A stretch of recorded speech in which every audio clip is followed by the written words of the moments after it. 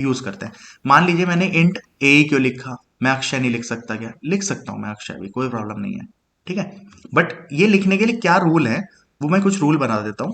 पहला रूल है कि आप capital A to Z, small A to Z, 0 to 9 और अंडर स्कोर, केवल इन्हीं चीज का यूज कर सकते हैं और किसी चीज का यूज नहीं करेंगे। सेकंड रूल ये कहता है कि first letter should not be digit. देखो, मान लीजिए ये रूल हम, जैसे मैं नाम लेना बताता हूं, मान लीजिए मैंने इंट अक्षय लिया, अभी चल जाएगा ना? ठीक है। A1 लूंगा, चल जाएगा, है ना? A95 लूंगा, चल जाएगा, क्योंकि रूल पहला क्या कह रहा है, ये चीजें आप यूज कर सकते हैं। बट मान लीजिए मैं ले रहा हूं A.B, ये नाम मैं नहीं ले सकता, क्यों? डॉट अलाउड क्योंकि नहीं डॉट है, नहीं। ठीक है। नहीं। लाइकवाइज अगर आप मान लीजिए मैं लिख रहा हूं ए के साथ एट द रेट, ये भी मैं यूज नहीं कर सकता क्योंकि डॉट अलाउ नहीं है, ठीक है। तो ये तो इस रूल से हो गया क्या क्या हम ले सकते हैं। बट मान लीजिए मैंने वेरिएबल का नाम लिया 1B, मैंने लिया 1B, क्या ये अलाउड है? नहीं। ये इसलिए अलाउड नहीं है क्योंकि रूल हम्म। नंबर 2 क्या कहता है, पहला नंबर डिजिट नहीं हो सकता, ठीक है। अगर आप ले रहे हैं मान लीजिए ए के साथ 1 2 3, देन बी, क्या ये नंबर ले, ये नाम ले सकता हूं मैं? यस। ये नाम मैं ले सकता हूं, है ना।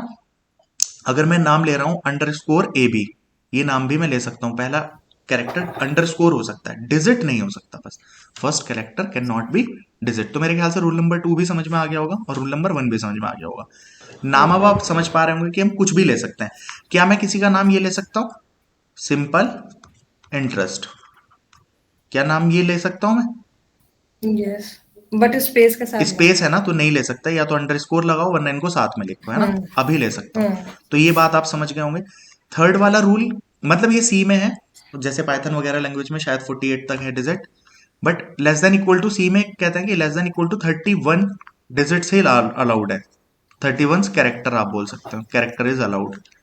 31 कैरेक्टर का मतलब क्या है, जैसे आप नाम ले रहे हैं, मान लीजिए मैंने सिंपल इंटरेस्ट लिया, इसमें सिंपल में 5 6 और इंटरेस्ट में 7, मतलब 13 लेटर्स का बना है, तो अलाउड है। मतलब अब इतना भी बड़ा नाम क्या लेना कि वो 31 को क्रॉस हो जाए, उससे बड़ा नाम आप नहीं रख सकते हैं, ये बात क्लियर है? हाँ यस। जी सर। ठीक है। फोर्थ रूल ये कहता है, नाम देखो, ये क्वेश्चन बहुत ज्यादा बोर्ड में तो बहुत ज्यादा बनता है कि 4 ऑप्शन दे दिए, इनमें से कौन सा आप यूज नहीं कर सकते, है ना। आपके पेपर में भी बन सकता है क्योंकि लैंग्वेज तो है ही उसमें, ठीक। फोर्थ रूल क्या कहता है, फोर्थ रूल ये कहता है रिजर्व वर्ड्स को आप यूज नहीं कर सकते, reserve words can't be used. Reserve word क्या होता है, मान लीजिए मैं किसी वेरिएबल का नाम ले रहा हूं इंट वाइल, तो ये अलाउ नहीं है क्योंकि वाइल क्या है, रिजर्व वर्ड है। वाइल हो गया, इफ एल्स, मतलब एल्स, ये सारे वर्ड क्या होते हैं, रिजर्व होते हैं। जिसने थोड़ी प्रोग्रामिंग आपने की होगी तो सबको आइडिया हो गई। तो आप वाइल नाम का नहीं, अब देखो ये रूल नंबर 1 को फॉलो कर रहा था, रूल नंबर 1 इसके लिए ठीक था, 2 भी ठीक था, 3 भी ठीक है, बट रूल नंबर 4 को ये अवॉइड कर रहा है क्योंकि रिजर्व वर्ड को आप नाम के लिए यूज नहीं कर सकते। प्रियंका, क्लियर हो रही है बात? Yes sir. ठीक है। और इसके अलावा एक और चीज है, फिफ्थ रूल, कंपाइलर डिफ्रेंशिएट करता है between upper case and lower case. इसका मतलब क्या है, इसका मतलब है क्या मान लीजिए क्या? आप capital A not equals to small A, मान लीजिए आपने ऊपर डिफाइन किया इंट स्मॉल ए, आप अगर प्रोग्राम में कैपिटल ए लिखेंगे तो एरर आएगी। ये बात सबको क्लियर ही होगी ऑलरेडी, ठीक है। हम्म। तो अब हम वापस आते हैं अपने प्रोग्राम पे, हमें पता चल गया हम क्या क्या नाम ले सकते हैं, उसके लिए रूल क्या है। अब आप मुझे नाम बता रहे थे, कैपिटल एबीसीडी ले लेंगे, स्मॉल एबीसीडी ले लेंगे, कितने हो गए? 52 हो चुके। फिर आपने ए बी ए सी ऐसे करके आप लेते चले जाएंगे, ठीक है। ओके, ये तो एक तरीका हो गया। किसी और को कोई और नाम लेना अच्छा लग रहा हो तो बता सकते हैं आप। A1 to A50 semicolon. देखो, अगर मैं नाम ऐसा लिख लूं, इस बात पे थोड़ा गौर करना, जब प्रोग्रामिंग, ऐसा तो है नहीं समुद्र मंथन में इसका मतलब सी निकल के आई थी, ऐसा कुछ है नहीं, लोगों ने ही बनाई, उनको अब मान लीजिए छोटी मोटी चीज करनी थी, समझ में आ रही है कि चलिए काम ऐसा चल जाएगा, बट उन्हें लगा यार अगर मुझे 500 नंबर का सम करना हो, तो जो कि करने की नीड तो पड़ जाती है ना। मतलब आजकल आप, फॉर एग्जाम्पल, आप मॉल में गए, आप सामान खरीदते हैं, तो जरूरी थोड़ी 2 आइटम 3 आइटम 5 आइटम ही खरीद रहे हो, है ना। हो सकता है आप 70 आइटम ले रहे हो, 80 आइटम ले रहे हो, तो सबको जोड़ना है ना उसको, सारे आइटम्स को। इज इट और नॉट? अब वहां पे उसके अगर यस। नाम उसको लेने हो, अब नाम में प्रोग्रामर ने उसका प्रोग्राम पीछे बना रखा होगा ना, ऐड आइटम करके वो ऐड करता जा रहा है। रिमूव आइटम में रिमूव फंक्शन चल रहा होगा, मतलब पीछे उस प्रोग्राम में जस्ट 8-10 फंक्शन ऐड कर रखे होंगे, रिप्लेस वाला, ऐड वाला, डिलीट वाला, ये सारे। फाइनली वो टोटल कर देता है, सम फंक्शन बना रखा होगा, ऐसा होगा उसके सॉफ्टवेयर में। ठीक है। अब अगर उसको वेरिएबल वो ये लेना शुरू कर दे ABCD, मान लो अगर मुझे प्रोग्राम बनाना है कि मुझे 50 या 100 जोड़ने हैं, तो आपको क्या बेहतर अप्रोच है? अगर मैं नाम लिखता ना ABCD, फिर स्मॉल, फिर कैपिटल, फिर A B, तो एटलीस्ट मुझे गिनने पड़ेंगे कि कितने हो गए, है ना। मान लो आपको 100 करते हुए A B लिख रहे हो, तो आपको कैसे पता चलेगा कितने हो चुके अब तक? बार बार गिन के देखना पड़ेगा। बट अगर मैं नाम ऐसे लिख लूं A1 A2 A3 A4 A5 A6 ऐसे करके अगर मैं करता रहूं, तो मेरे को एक फायदा तो हो रहा है, एटलीस्ट गिनने तो नहीं पड़ रहे। हेलो, हम्म ये बात क्लियर हो रही है आपको मैं क्या कह रहा हूँ? Yes, sir. तो sir, जिन्होंने प्रोग्रामिंग डेवलप की, उन्होंने क्या कर दिया कि इस झंझट को ही खत्म करने के लिए सीधा सा एक काम कर दिया कि आप लिखो इंट ए ऑफ 500। आपके पास 500 एलिमेंट बन के तैयार हो गए। हेलो, आपने इंट 500 लिखा, तो A0 से लेके A1 तक A499 आपके पास ऑटोमेटिकली ये बन के तैयार हो गए। देखो करते तो हम भी यही थे ना, मैं लिखता इंट ABCDEFG वाट एवर, तो मेरे पास उतने एलिमेंट बन के तैयार होते ना। बट यहाँ आपने इंट 500 लिखा, मान लो अगर मैं 50 लिखता, 50 बन के तैयार हो जाते। ठीक है। मुझे तभी कोई आया कि भाई मुझे 500 नहीं चाहिए, 5000 चाहिए। ठीक है, एक जीरो और लगा दो। हेलो, ये बात क्लियर है? तो इससे एटलीस्ट एक काम तो बचा मेरा। मेरा इजी हुआ काम कि हार्ड हुआ, पहले तो ये बता दो। इजी।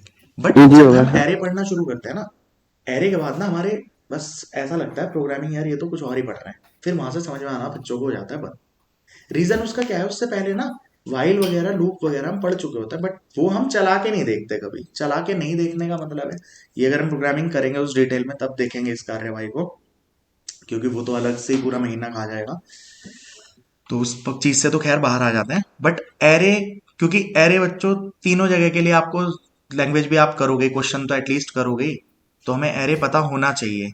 और जब तक थोड़ा सा क्लियर हो जाएगा कि मतलब पता तो चल गया, तो आपको उसके क्वेश्चन आंसर करते हुए ज्यादा परेशानी होगी नहीं। अब मैं एक प्रोग्राम बना रहा हूं, उस प्रोग्राम को आप देखना।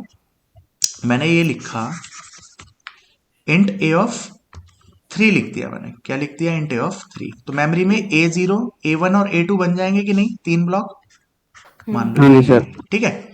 अब अगर मैं लिख दूं ऐसे, स्कैन कर लिया मैंने A of 0 और A of 1, जैसे मैं ABC लिखता था सेम लाइक दिस। तो मैंने A0 रीड किया, मान लो उसके अंदर 10 डाला, A1 में डाल दिया 20। कर सकता हूं मैं ऐसा?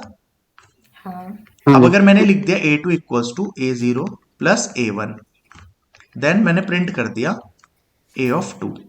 क्या ये कहानी सेम है जैसे हमने 2 नंबर का ये प्रोग्राम बनाया था? हाँ सेम है। है ना? हेलो, ये चीज सेम है ना यस सबके यस लिए? सर। अब मुझे 5 नंबर का प्रोग्राम बनाना होता तो भी मैं ये लिख सकता था इंट A of 5, और यहाँ पे 5 बन जाते, कहानी चल जाती। बट हम किस प्रॉब्लम में फंसे थे? हमें 500 का सम करना था। किसका सम करना था? 500 का। तो मैंने इंट A of 500 लिखा, हम खुश हो गए कि 500 वेरिएबल तो मेरे बन के तैयार हो गए। ये काम तो हमारा बढ़िया हो गया, बेहतरीन, है ना। तो हमारे पास A0 से A1 लेके अप टू 499, ये आपके 500 एलिमेंट्स प्रिपेयर हो गए। तो क्या मेरा काम इस लाइन से आसान हुआ है मुश्किल? एरे पढ़ के पहली बात ये बता दो, आसान ही हुआ ना, हम्म क्योंकि एटलीस्ट मुझे वो A0 A1 A2 खुद नहीं लिखने पड़े, या ABCD, या अपना दिमाग उसमें नहीं चलाना पड़ा। 1 सेकंड में मेरा काम हो गया। अब एक बात बताओ बच्चों, मुझे लॉजिक नहीं आते, मुझे लॉजिक नहीं आते। मुझे 500 नंबर का सम करना है, क्या मैं दोबारा इसमें वही काम कर सकता हूँ? Scan F। क्या करना है मुझे? %d लगाऊंगा मैं, कितनी बार? 500 बार। फिर मैं लिखूंगा %A0 %A1, ऐसे करते करते %, और मैं ये डॉट डॉट मैं ही कर रहा हूँ, लैंग्वेज में आप नहीं कर सकते, है ना। क्या मैं ऐसा लिख सकता हम्म हूँ? हेलो, रीड हो जाएंगे? ओके। फिर मुझे मान लो एक मैंने सम नाम का वेरिएबल ले लिया। एस इक्वल्स टू मुझे क्या लिखना पड़ेगा दोबारा? A0 से कहां तक? प्लस प्लस करके 499 तक। A of 499। इन सब का सम होकर एस में चला गया, फिर मैं एस को कर सकता हूं प्रिंट, है ना। इस तरीके से काम चल जाएगा कि नहीं? हम्म काम चल जाएगा, हमारा प्रोग्राम बन गया, और इस तरीके से भी हमारा काम चल जाएगा। ठीक है, इसकी मैं कॉपी क्रिएट कर लेता हूं। चलो, बट इसमें आपको थोड़ी सी समस्या नजर आई होगी कि यार इतना सारा लिखना, जब मुझे यही क्रिएट करने में दिमाग खराब हो रहा था, यहाँ पे तो डबल 500 बार परसेंट डी, 500 बार ये लिखना बहुत टाइम टेकिंग काम है ना। इसलिए हमने लूप की मदद लेंगे। किस चीज की मदद लेंगे?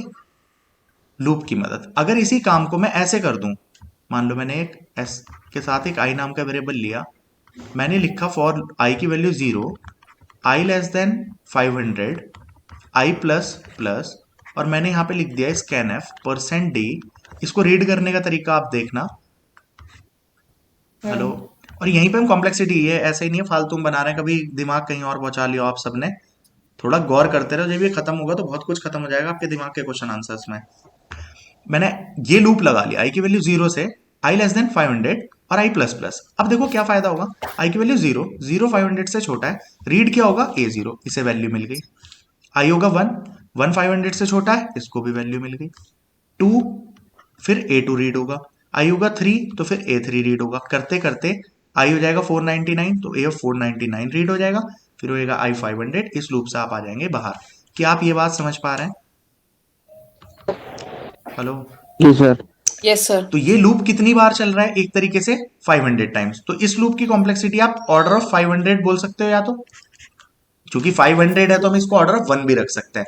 बट कई बार हम ऐसा होता है ना, लूप में हम बताते नहीं कितने एलिमेंट हमें चाहिए, 2 हैं, 10 हैं, 5 हैं, 500 हैं, 5000 हैं, कितने हैं। इसलिए जनरली हम n मान के उसको काम को कर लेते हैं। बात समझ रहे हैं आप? तो अगर ये ना होके n होता, तो आपकी इस लूप की कॉम्प्लेक्सिटी कितनी हो जाती? ऑर्डर ऑफ n हो जाती कि नहीं? हम एक प्रोग्राम बना रहे हैं, sum of elements of the array.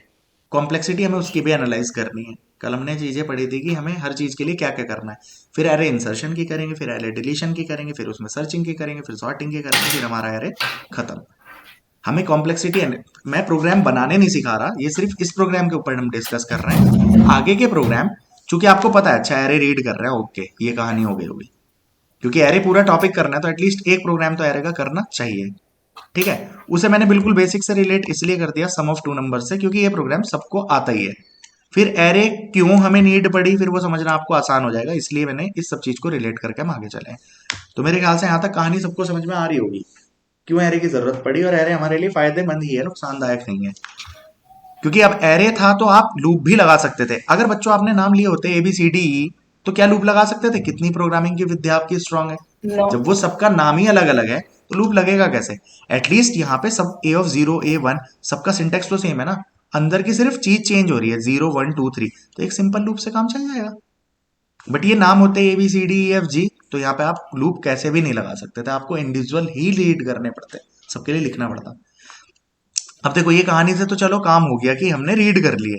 अब मान लो जो भी वैल्यू आपको देनी थी मैंने दे चुका, 2 4 8 10 15 50 जो भी देनी थी A0 A1 A2 की वैल्यू। अब मुझे इन सबको अगर जोड़ना है, मैं दोबारा ग्रुप का प्रयोग कर लूं। अगर आई की वैल्यू ले ली मैंने 0, आई लेस देन मैंने दोबारा ले लिया 500, आई कर लिया प्लस प्लस, मैंने एक सम नाम का वेरिएबल लिया था जिसकी इनिशियल वैल्यू ले ली मैंने 0, sum equals to sum plus A of I कर दिया मैंने। अब इसमें क्या होगा, देखो पहली बार एस में कौन जुड़ जाएगा? जब आई की वैल्यू 0 होगी तो A0 ऐड हो जाएगा एस में, then A1 then A2 A3 A4 सब ऐड होके किस में जाते रहेंगे? एस में। फाइनली जब इस लूप से बाहर आओगे आप एस की वैल्यू प्रिंट कर सकते हो। हेलो, सबको बात समझ में आ रही है? अगर हम बात यस। करते हैं अब इसकी, तो इसकी हो जाती है ऑर्डर ऑफ n कॉम्प्लेक्सिटी। अगर n की टर्म में चल रहा होता, इसकी भी ऑर्डर ऑफ 1, ये 1 है ये 1 है, तो एक तरीके से 2n प्लस 2 टाइम ये लूप चल रहा है, तो हम इसकी कॉम्प्लेक्सिटी क्या बोल देते हैं? ऑर्डर ऑफ n बोल देते हैं। कॉम्प्लेक्सिटी एनालिसिस करना समझ आया या नहीं आया? अब देखो n के ऊपर डिपेंड क्यों कर रहा है। मान लो मेरे पास 50 एलिमेंट होते तो ये प्रोग्राम 102 बार चलता है ना। तो n की वैल्यू के लिए 2n, मतलब 50 और 100 में तो इतना बड़ा अंतर नहीं है ना भाई किसी के पास। अब मान लीजिए n की वैल्यू अगर 10 करोड़ होती तब तो अंतर होता ना। तो n के ऊपर डिपेंड कर रहा है सिंपली। अब 10 और 20 करोड़ उसको सेम लग रहा है। क्लियर है बात कि नहीं है क्लियर। सबको? Yes, sir. अब हम एरे पे आते हैं, एरे है क्या? ठीक है, अब एरे से फायदा क्या है, नुकसान क्या है, किस तरीके से चीज कर सकते हैं, फिर हम इसकी सारी टर्म्स में जो मैंने बताया था ना डेटा स्ट्रक्चर्स के ऊपर कौन कौन से ऑपरेशंस हो सकते हैं, वो सारे ऑपरेशंस इसके ऊपर डिस्कस करेंगे। एरे बच्चों काफी इंपॉर्टेंट मेरे ख्याल से डेटा स्ट्रक्चर को अगर आप प्रोग्राम के भी पॉइंट ऑफ व्यू से बात करो या किसी भी चीज से करो, आगे आप स्टैक बनाओगे या क्यू बनाओगे तो अगर आपने डेटा स्ट्रक्चर्स पढ़ रखी है और बीटेक वगैरह आप कर रहे हैं तो आप किसी चीज को इंप्लीमेंट करते हैं या तो विद एरे या आप उसको विद लिंक्ड लिस्ट। मतलब इंप्लीमेंटेशन या तो एरे के थ्रू होगी या लिंक्ड लिस्ट के थ्रू होगी। भले से आप स्टैक करो, क्यू करो, और चाहे ट्री करो चाहे ग्राफ करो, वो इंसर्शन मतलब उसमें काम होने के दो ही तरीके हैं, या तो आप उसको लिंक लिस्ट के थ्रू अप्लाई कर रहे होंगे या एरे के थ्रू कर रहे होंगे। समझ रहे हैं आप बात? तो अब अगर हमें एरे क्लियर है कि एरे ये चीज होती है, तो अब हम एरे को थ्योरेटिकली समझते हैं कि एरे है क्या। ठीक है, ये आप यहाँ पे पढ़ सकते हैं, मैंने आपको चीज बता दी है। ठीक है, कि एरे के अंदर है क्या। तो एरे एक डेटा स्ट्रक्चर है जिसके अंदर हम रैंडम एक्सेस कर सकते हैं। रैंडम एक्सेस कर सकते हैं, मान लीजिए आपने इंट 500 लिख रखा है, मैं प्रिंट करना चाह रहा हूं ए ऑफ 52, तो ए ऑफ 50 पे जो वैल्यू है वो प्रिंट हो जाएगी, खत्म। ठीक है, आप चाहें तो उसको लीन मतलब सीक्वेंस में एक्सेस करते चले जाइए। पहले ये जीरो, जैसे हमने अभी पीछे प्रोग्राम बनाया था, तो बच्चों जब मुझे 500 एलिमेंट रीड करने तो उल्टे सीधे क्या रीड करने, सारे सीक्वेंस में कर लो ना, जीरो से लेकर सारे तक, वरना लूप कैसे लगाओगे। क्लियर हो रही है बात?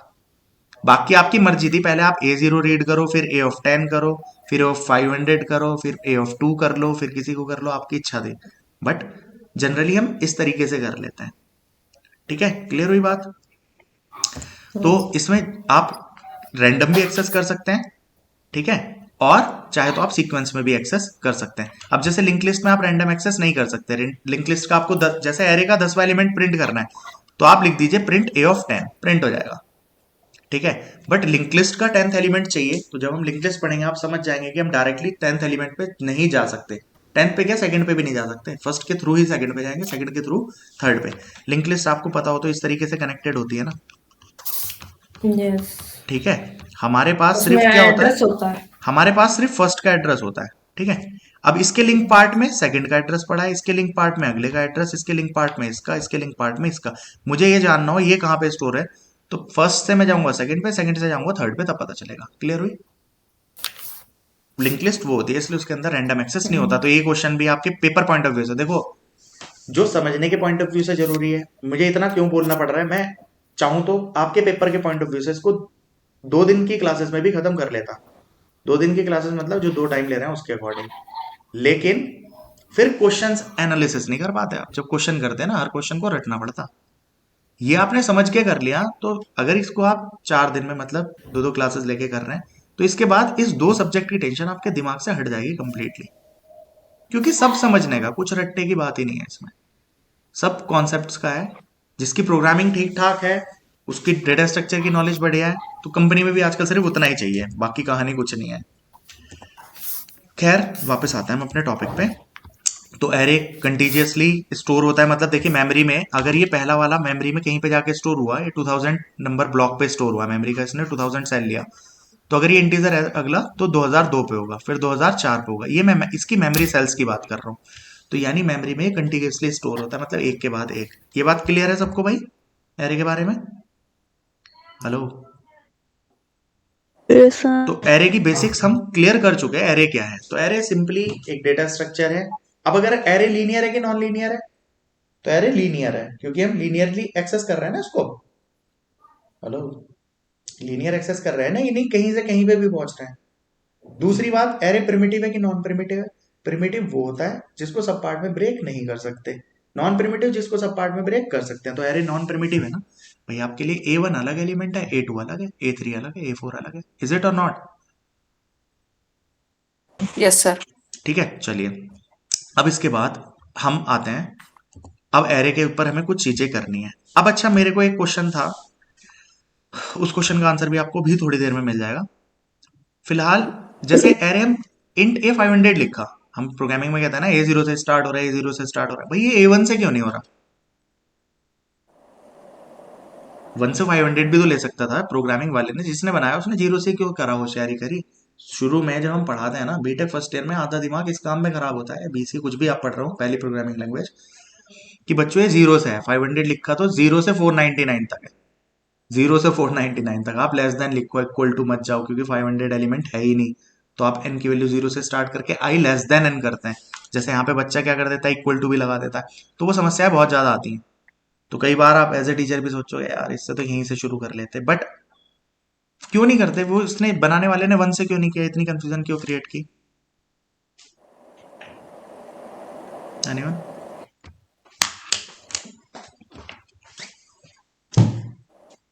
हेलो, आंसर भाई कोई?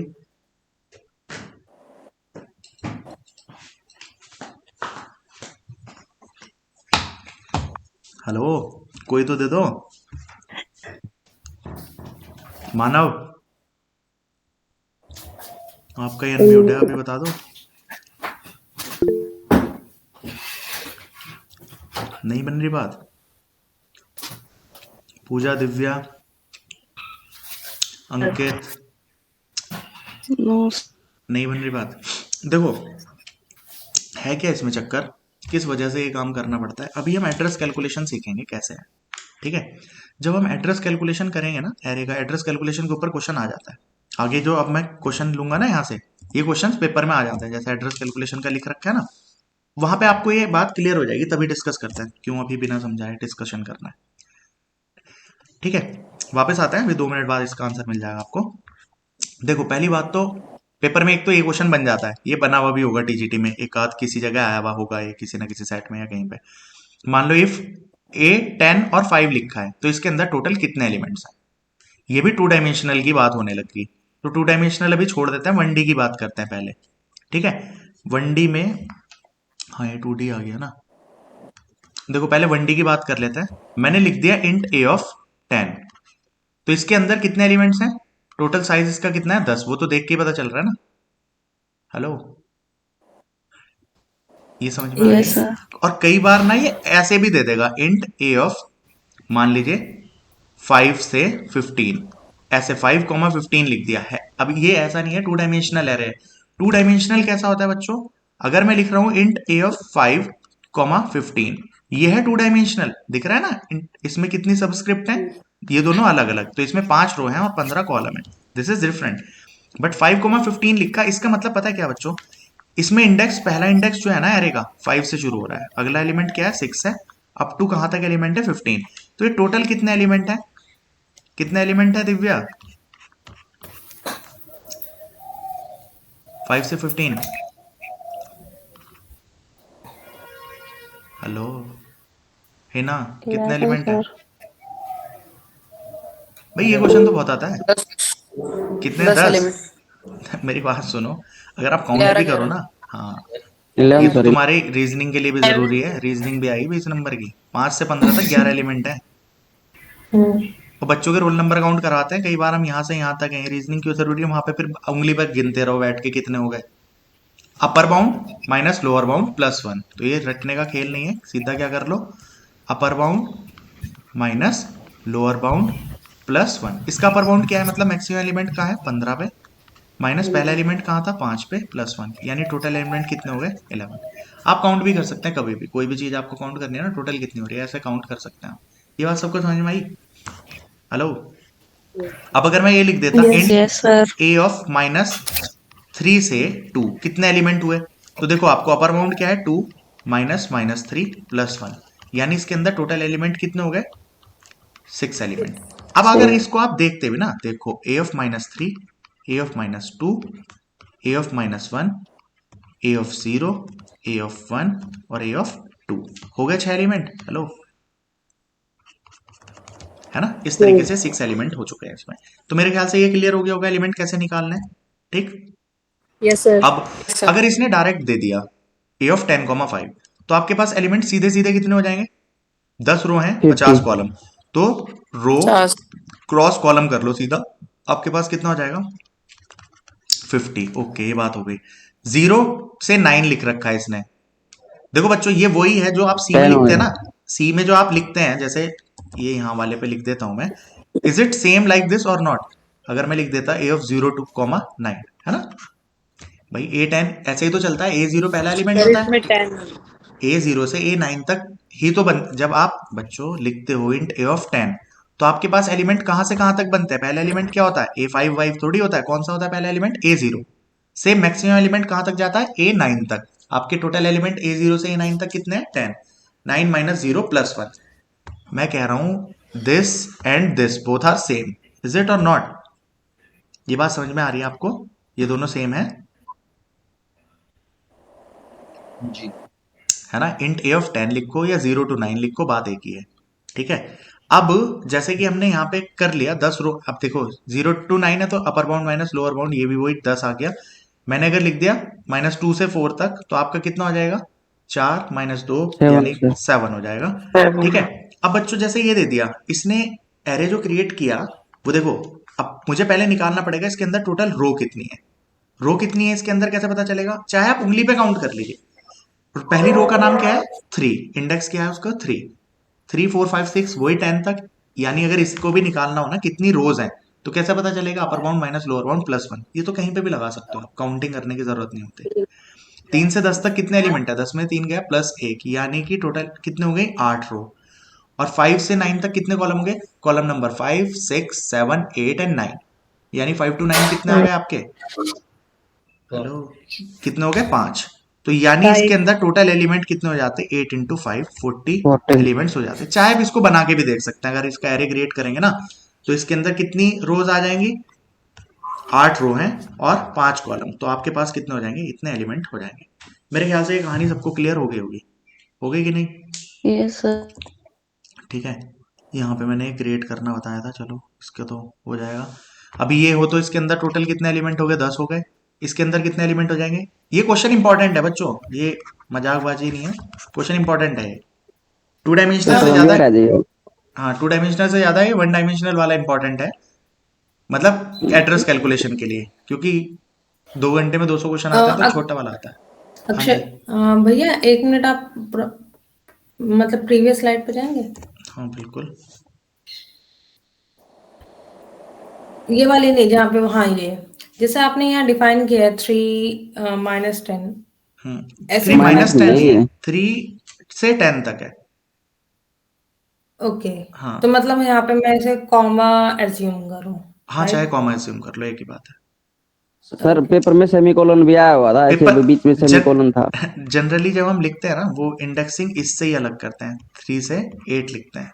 मतलब अगर आप कई बुक्स में देखोगे ना, मतलब वो अलग अलग हो सकता है, कहीं पे ऐसे भी हो सकता है, ऐसे हाँ भी हो सर सकता है, ऐसे ऐसा, ही. बट 90% टाइम्स आपको ऐसा देखने को मिलेगा, ठीक है। मतलब कॉलन से सेपरेशन करते हैं वो अपर बाउंड और लोअर बाउंड का। ये बात क्लियर होगी। इसको ओके. आप ऐसे भी लिख सकते थे 5 और ये 7, ठीक है। अब देखो इसमें आप सोचो कि यार ये 9th रो क्यों होगी, उसने जैसे अगर वो 8 लिख रहा है तो इसमें आपको अपने आप 0 से 9 तक जाना है। पहली रो का नाम क्या होगा 0, लास्ट रो का नाम क्या होगा 9, वो बात हो गई। बट जब आप 5 to 9 लिख रहे हो ना, तो ये आपने रो के नाम ही लिखे हैं, है ना। इस चीज को आप ऐसे भी लिख सकते थे, क्या, मान लीजिए आपने लिख दिया A to D, तो इसमें इंडेक्स क्या बन गया, पहली रो का इंडेक्स क्या होगा A, दूसरी का B, फिर C, फिर D। अब चूंकि इससे साइज कैसे कैलकुलेट होगा, तो कभी भी आप देखते हो क्या, कभी आपने कोई ऐसे एरे क्रिएट किया है कि 4 एलिमेंट बनाने तो A से D तक बना लो, नहीं बनेंगे ना मेमोरी में, क्योंकि 0 1 2 3 चाहिए ऐसे। क्लियर हुई बात। चलो अब इसमें साइज कैलकुलेशन के लिए ये सारे आप अपने आप ही कर लेंगे, होमवर्क हो गया आपका, है ना, मतलब अपने आप सोच सकते हैं आप। अब हमें उस वाले क्वेश्चन का आंसर भी करना है और इसको देखना भी है। मैं इसकी एक और स्लाइड क्रिएट कर लेता हूँ, कहाँ पे हैं हम, चलो ठीक है, और इसको मैं कर देता हूँ साफ अभी। अब हम साइज के ऊपर आ जाते हैं सीधा, है ना, क्योंकि इसमें यहाँ पे सामने लिखा हुआ है तो थोड़ा कन्वीनियंट हो जाएगा। पहले इस वाले को देख लेते हैं, ठीक है। ये एड्रेस कैलकुलेट करना है आपको। अब देखो एड्रेस कैलकुलेट करने के लिए इस चीज को छोड़ देते हैं पहले। जनरली हम फॉर्मूला क्या लगाते हैं, जैसे हमारे पास ये है बेस एड्रेस, बेस एड्रेस मतलब पहले एलिमेंट का एड्रेस। किसी का भी मुझे एड्रेस चाहिए तो ए ऑफ आई इक्वल्स टू क्या हो जाएगा, बेस एड्रेस प्लस आई इंटू सी कर दो। सी बेस एड्रेस तो है फर्स्ट का एड्रेस, फर्स्ट एलिमेंट का एड्रेस, ठीक है। और सी होता है वर्ड लेंथ, क्या होता है, वर्ड लेंथ। अब आपको पता है इंटीजर कितनी बाइट लेता है, 2 बाइट, फ्लोट कितनी लेता है, 4 बाइट, कैरेक्टर लेता है 1 बाइट मेमोरी में स्टोर होने के लिए। तो अगर ये इंटीजर का एरे है, पहला मेमोरी में 1000 लोकेशन पे है, तो 2 बाइट तो इसने ही ले लिए होंगे ना, मतलब नेक्स्ट कहाँ होगा 1002 पे होगा, नेक्स्ट 1004 पे होगा। हमने ऐसे करके मान रखी है ये इसकी मेमोरी लोकेशंस है। प्रियंका क्लियर है ये बात, ये Yes इसकी sir. मेमोरी लोकेशंस है, ये एलिमेंट है। अब मैं इस पे सब पे नहीं लिख रहा, A0 A1, अब आपको इंडेक्स से समझ में आ रहा होगा, ठीक है। मुझे देखना था A of 7 कहाँ पे स्टोर है, hello, I want to find कि Yes. A7 कहाँ पे प्रेजेंट है। ठीक है, तो आपका बेस एड्रेस क्या है इसका 1000, और A7 का अगर आपको एड्रेस चाहिए तो आई की वैल्यू यानी आप क्या ले रहे हैं 7। अब चूंकि ये इंटीजर है तो इसका साइज कितना होगा 2 बाइट, तो 1000 प्लस 14 सीधा क्या निकल के आ गया है। ये बात समझ में आ रही है कि नहीं। और क्या ये 1014 पे है ना। हेलो, अरे कोई तो बोल लो। हाँ हाँ सर। अब आपने लिखा अगर प्रिंट A7 तो डायरेक्टली आपको रिजल्ट मिल जाता है ना 40, A7 पे 40 मिल गया। अब कंप्यूटर ये काम कैसे कर पाया, कंप्यूटर ये काम ऐसे कर पाया जब आपने A7 लिखा तो वो सीधा इसका एड्रेस कैलकुलेट करेगा और उस सीधी मेमोरी लोकेशन पे पहुंच जाएगा और उसके अंदर जो भी वैल्यू पड़ी है वो उठा के आपको दे देगा। समझ में आया। इसलिए एरे में एक्सेस होता है बहुत ज्यादा फास्ट। जैसे लिंक लिस्ट में आपको 1 बाय 1 क्रॉस करके नेक्स्ट का एड्रेस लेना पड़ेगा, नेक्स्ट का, इसमें ऐसा थोड़ी हो रहा है A0 के पास A1 का एड्रेस है, A1 के पास A2 का नहीं। हम डायरेक्ट क्यों कैलकुलेट कर पा रहे हैं, because we are having one formula जिसकी हेल्प से हम डायरेक्टली एड्रेस कैलकुलेट कर सकते हैं। Are you getting my point और नॉट। yes. अब ठीक सर। इसमें मैं आपको एक चीज बताता हूं, मैं दोबारा एक एरे लेता हूं इंट A ऑफ -2 से 4। थोड़ा इसको बनाना पड़ेगा तो 1 सेकंड का पेशेंस रहेगा। ये क्या है बच्चों आपका, मान लीजिए A -2 -1 0 1 2 3 एंड 4 हो गया। 7 एलिमेंट्स हैं, इसका साइज तो 7 है, सब सबको समझ में आ रहा है। हेलो, मान लो ये 2000 पे है तो ये 2002 पे होगा, ये 4 पे 6 पे 8 पे 10 पे और 12 पे, ऐसे ही करके मेमोरी में पड़ा होगा। हेलो, Yes, अब sir. हम दोबारा वही काम करते हैं, अपना फॉर्मूला देखो, बेस एड्रेस प्लस आई इंटू सी। अगर आपको किसी भी ए ऑफ आई का एड्रेस चाहिए तो फॉर्मूला हमारे पास क्या है, बेस एड्रेस प्लस आई इंटू सी। ओके, ठीक है भाई। अब सपोज मुझे ए ऑफ 2 का एड्रेस चाहिए था तो मैं क्या रखूं, बेस एड्रेस, वो क्या है 2000, आई की वैल्यू कितनी है 2, और सी वर्ड लेंथ कितनी है, इंटीजर के केस में वर्ड लेंथ है 2। और बच्चों देखो मेरी बात सुनो, पेपर में एड्रेस कैलकुलेशन का क्वेश्चन आ सकता है, इंपॉर्टेंट है। ठीक, अगर आपका क्वेश्चन आया वहां पे इंटीजर है, 2 अपने दिमाग से नहीं लगाना, वहां पे वो बोल भी सकता है कि consider one element is taking 4 byte या 3 बाइट, 3 वैसे किसी का भी नहीं होता, बट वो कह दे 3 तो आपको 3 के अकॉर्डिंग कैलकुलेट करना है। समझे बात, कभी अपनी होशियारी करो वहां पे। ठीक। तो 2 इंटू 2 आ गया 4, तो यहां पे कितना आ जाएगा अब ये 2004। अब देखते हैं बट ये क्या हम, गलत हो गया ना, हाँ बिल्कुल, वही सीखा तो वही तो कहानी समझानी, गलत क्यों हो गया। अब 2004 पे तो ए क्योंकि ऑफ 0 है। आई माइनस एल भी है ना, हाँ मतलब लोअर अभी बाउंड भी अभी तो माइनस बिल्कुल करना बिल्कुल, पड़ेगा। देखो ये तो हो गया फॉर्मूला।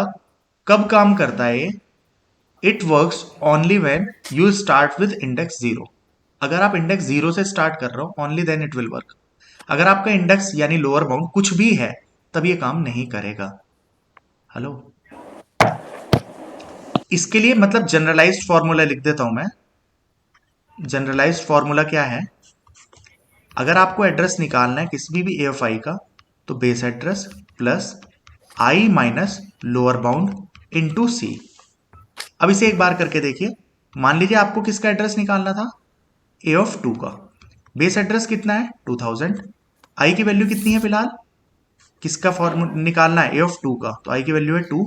लोअर बाउंड क्या है इस केस में, यानी पहले एलिमेंट वो इंडेक्स स्टार्ट हो रहा है -2 से, तो -2 इंटू सी आप करेंगे 2, तो ये 2000 प्लस 2 -2 कितना हो जाएगा 4, यानी ये +4 हो गया इंटू 2 8, कितना आ गया 2008। अब आप 2008 लोकेशन पे अगर देखेंगे तो आपको आपका एलिमेंट मिल जाएगा कि नहीं। Hello, yes sir. और अंकित, ये आपके इंटरव्यू के लिए क्वेश्चन हो सकता है, अगर वो ये पूछ ले कि why we always start index with 0, जो मैं पूछ रहा था। अब आपको आपके आंसर मिल रहे होंगे शायद। कंप्यूटर जब एड्रेस कैलकुलेट करता है ना तो उसको एक ऑपरेशन परफॉर्म करने होता है ना, जैसे बेस एड्रेस उसके पास होगा ही, प्लस वो क्या करेगा, अब यहाँ पे क्या फायदा हो रहा है उसका, सीधा आई इंटू सी कर रहा है वो। यहाँ पे उसे क्या करना पड़ेगा, आई में से पहले लोअर बाउंड करेगा, हर ऑपरेशन की एक कॉस्ट होती है, कोई millisecond nanosecond whatever, but वो ऑपरेशन होगा। After that whatever result you will get, after that you will multiply with base यानी नंबर ऑफ एलिमेंट यानी word length size of the element, then you will get your result. आपको बात समझ में आ रही है। अगर हमने एरे स्टार्ट ही जीरो से कर दिया तो मुझे वो माइनस करने की जरूरत ही नहीं पड़ रही। बात समझ रहे हो आप? भाई 2000 से स्टार्ट हो रहा है तो ये देखो यहाँ पे आई माइनस लोअर बाउंड। अगर मैं इस वाले क्वेश्चन को भी इस वाले से फाइंड आउट करता ना, जैसे मैंने यहाँ 1014 इससे कर दिया, अभी एक बार इसका भी देख लेते हैं। इससे अगर मैं करता जनरलाइज फॉर्मूले से, ए ऑफ किसका एड्रेस लिया था 7 का, तो मैंने डायरेक्ट निकाला था बेस एड्रेस प्लस आई इंटू सी, तब 1024 आया था। एक बार इससे करके देख लो, बेस एड्रेस क्या है इस एलिमेंट का, 1000, आई की वैल्यू क्या है, ए ऑफ 7 का एड्रेस चाहिए, माइनस इस प्रोग्राम के लिए लोअर बाउंड क्या है 0, इंटू सी की वैल्यू है 2। तो 1000 plus 7 minus 0, result will be 7 into 2, यानी 1000 प्लस 7 इंटू 2 कितना आ जाएगा 14, यानी 1014। इस फॉर्मूले से भी यही आ गया और इससे भी यही आ गया। बट ये फॉर्मूला केवल उसके ऊपर अप्लाई हो सकता है जिसका बेस एड्रेस स्टार्ट हो रहा है जीरो से। समझ में आ रही है? इंडेक्स जीरो से स्टार्ट है। और ये आपका जनरलाइज फॉर्मूला, मतलब जिस मर्जी पे लगा लो, जीरो वाले पे भी काम करेगा। तो ये पेपर में क्वेश्चन करने के लिए तो ठीक है, इस वाले से सॉल्व कर सकते हैं आप। बट कंप्यूटर जो, इसलिए हम बाय डिफॉल्ट जीरो से रखते हैं, जिससे हमें ये माइनस ऑपरेशन परफॉर्म ना करना पड़े। इंडेक्स कैलकुलेशन में दो ऑपरेशन ना हो, सीधा मल्टीप्लीकेशन करो, रिजल्ट मिल जाएगी डायरेक्ट किस लोकेशन पे जाना है। आंसर मिल गया भाई उस क्वेश्चन का? ओके। किसी को हाँ जी। डाउट है इस चीज में? नहीं। ठीक है। नो। तो मतलब हम एरे कर चुके हैं, बेसिक वाला एरे कैसे कैलकुलेशन होता है ना। टू डायमेंशनल एरे अब हम देखेंगे। इससे पहले 5 मिनट का गैप ले लेते हैं, है ना। मैं 5 मिनट के लिए म्यूट कर रहा हूँ क्लास। 7:01 हो रहे हैं, 7:06 पे स्टार्ट करेंगे। ठीक है, इतना आपको भी कुछ फ्रेश अप कुछ भी होना है तो देख लीजिए।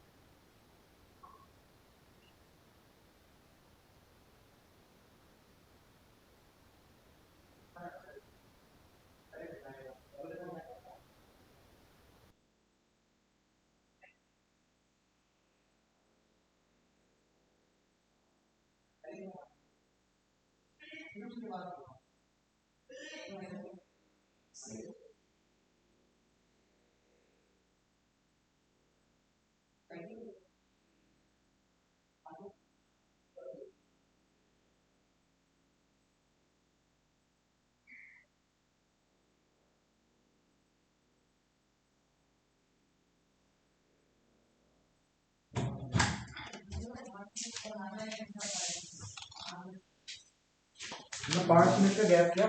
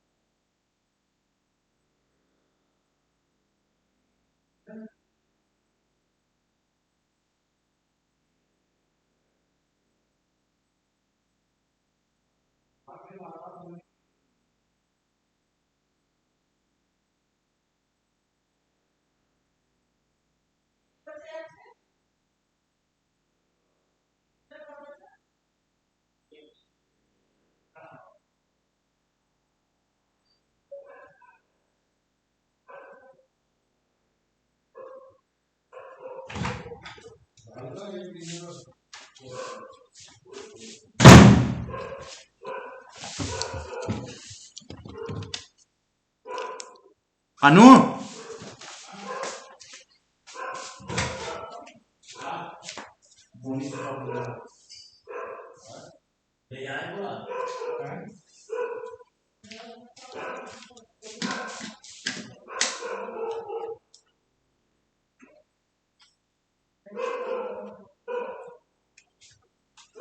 टाइम हो गया ना 5-6 मिनट है। क्या नाम?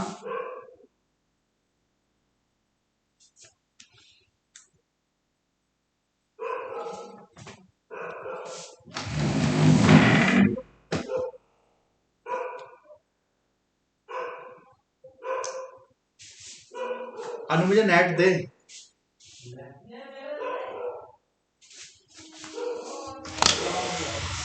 है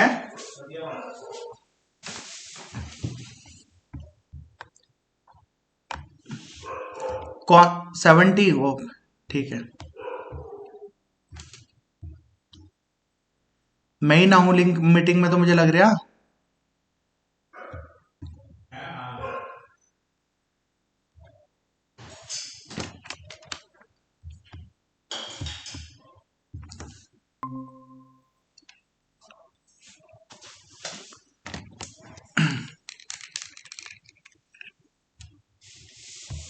हेलो, करें भाई स्टार्ट। मानव, दिव्या, आशु यस सर। सब हैं।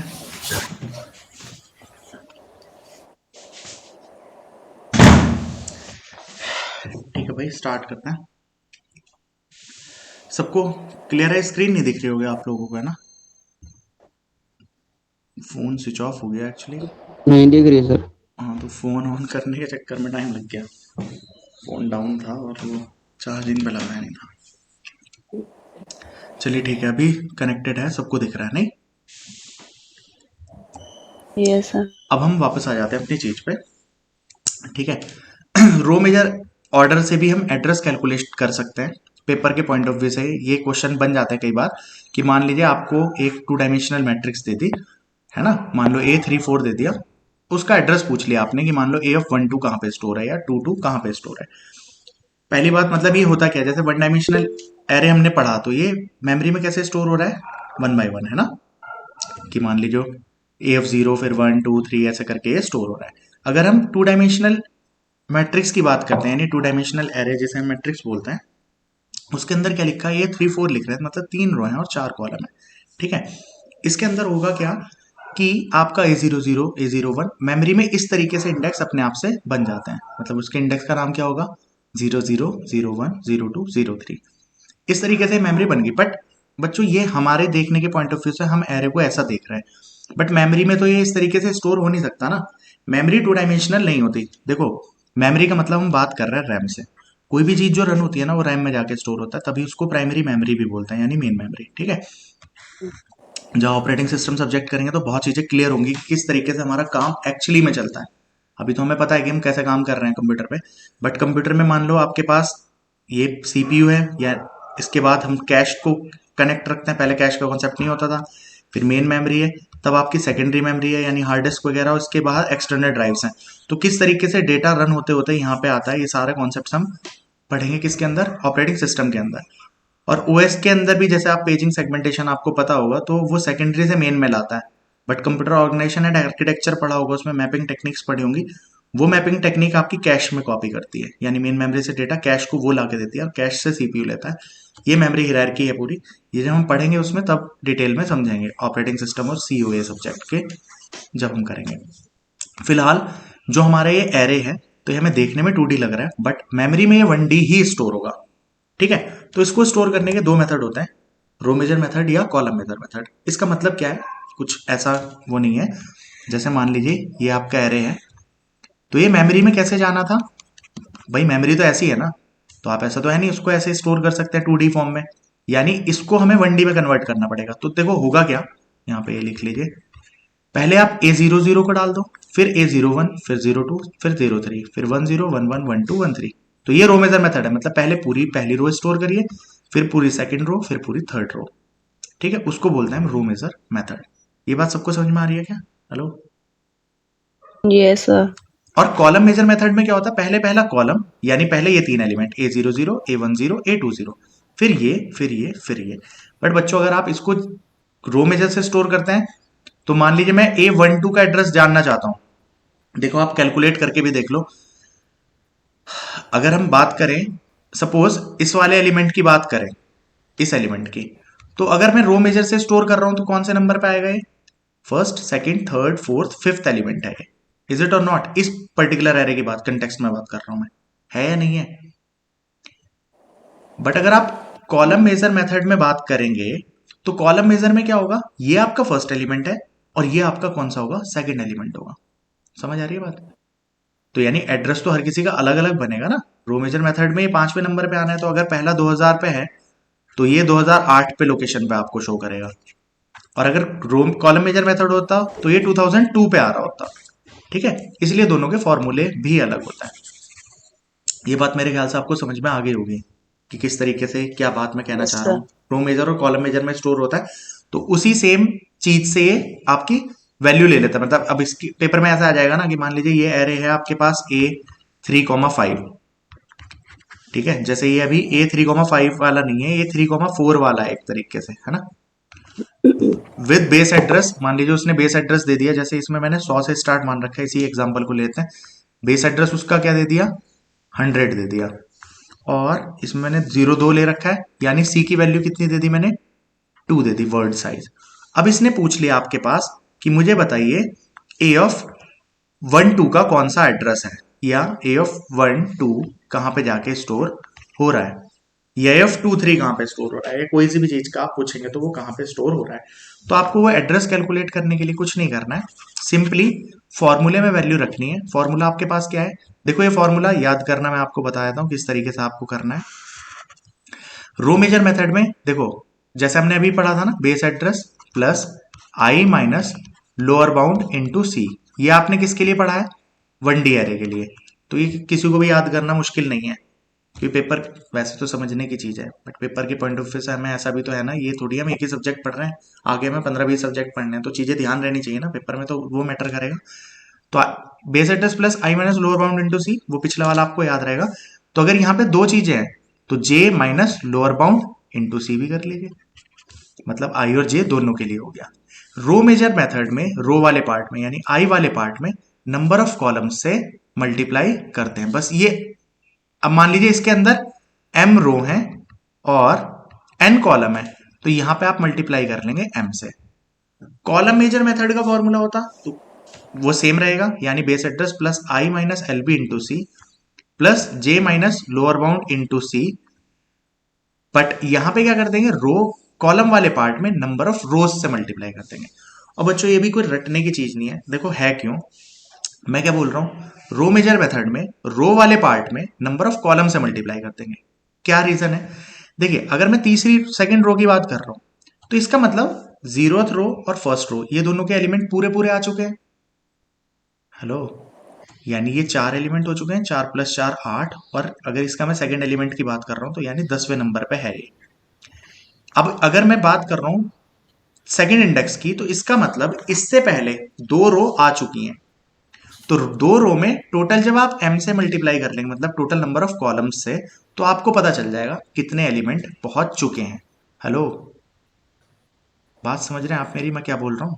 जैसे आप रख के देख लीजिए, अगर मुझे किसकी वैल्यू चाहिए, a(2)(1) का मुझे एड्रेस चाहिए, a(2)(1) ये जो है, ठीक है, इसका एड्रेस मेरे को चाहिए था, कहां पाएगा, इसका बेस एड्रेस क्या है 100 प्लस, देखो एरे में शुरू की थोड़ी थ्योरेटिकल बातें थी, जो मेन कंसेप्ट आगे से शुरू होगा ना, मतलब इंसर्शन डिलीशन, बाकी किसी में है ही नहीं कहानी, ना ये हम स्टैक में पढ़ेंगे ना क्यू में, सीधा हमें इंसर्शन डिलीशन की कॉस्ट समझनी है सब चीजों में। बट अब चूंकि करना है खत्म, तो पता तो ये भी होना चाहिए एरे कैसे स्टोर हो रहा है, फिर आगे जो चलेगा, मतलब नेक्स्ट स्लाइड से जो है वो आपका सबसे मोस्ट इंपॉर्टेंट काम शुरू हो जाएंगे कंटिन्यूअसली, ठीक है। मेरे ख्याल से यहां तक भी दिक्कत किसी को आ नहीं रही होगी। आशु, क्लियर है आपको ये चीजें?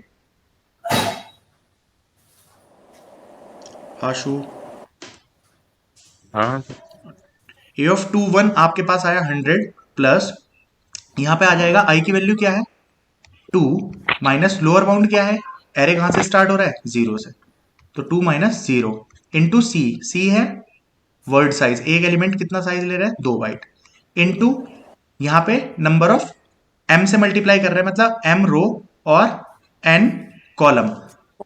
देखो ये उल्टा लिख दिया है यहाँ पे, रो मेजर मेथड में बोल रहा हूं मैं ये, और पता नहीं आप लोग क्या गौर कर रहे हैं।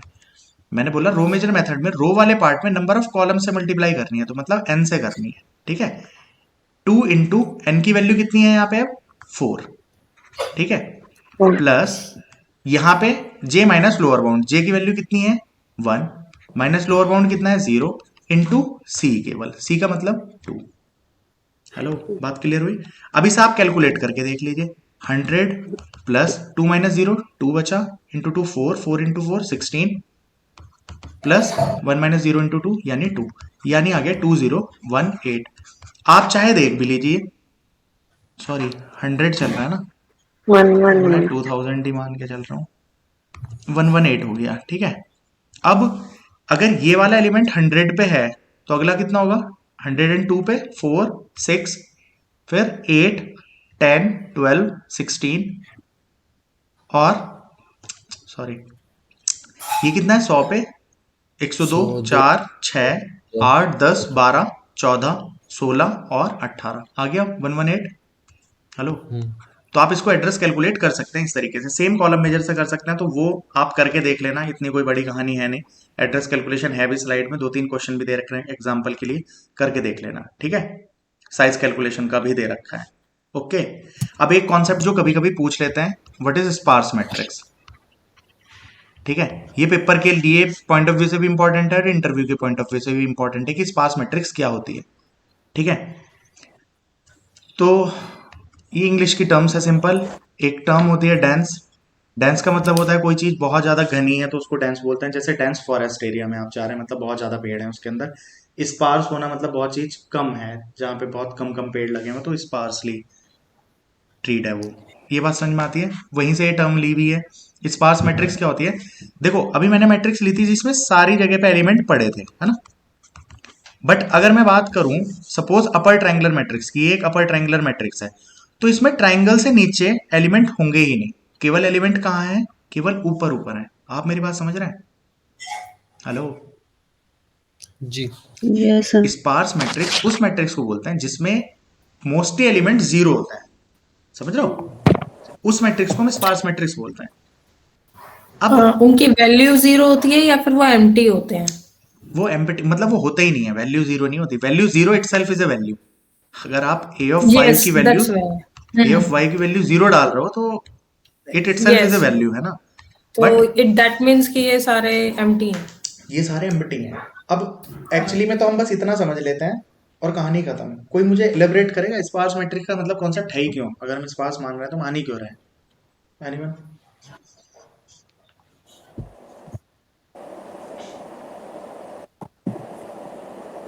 हेलो, बताएगा कोई?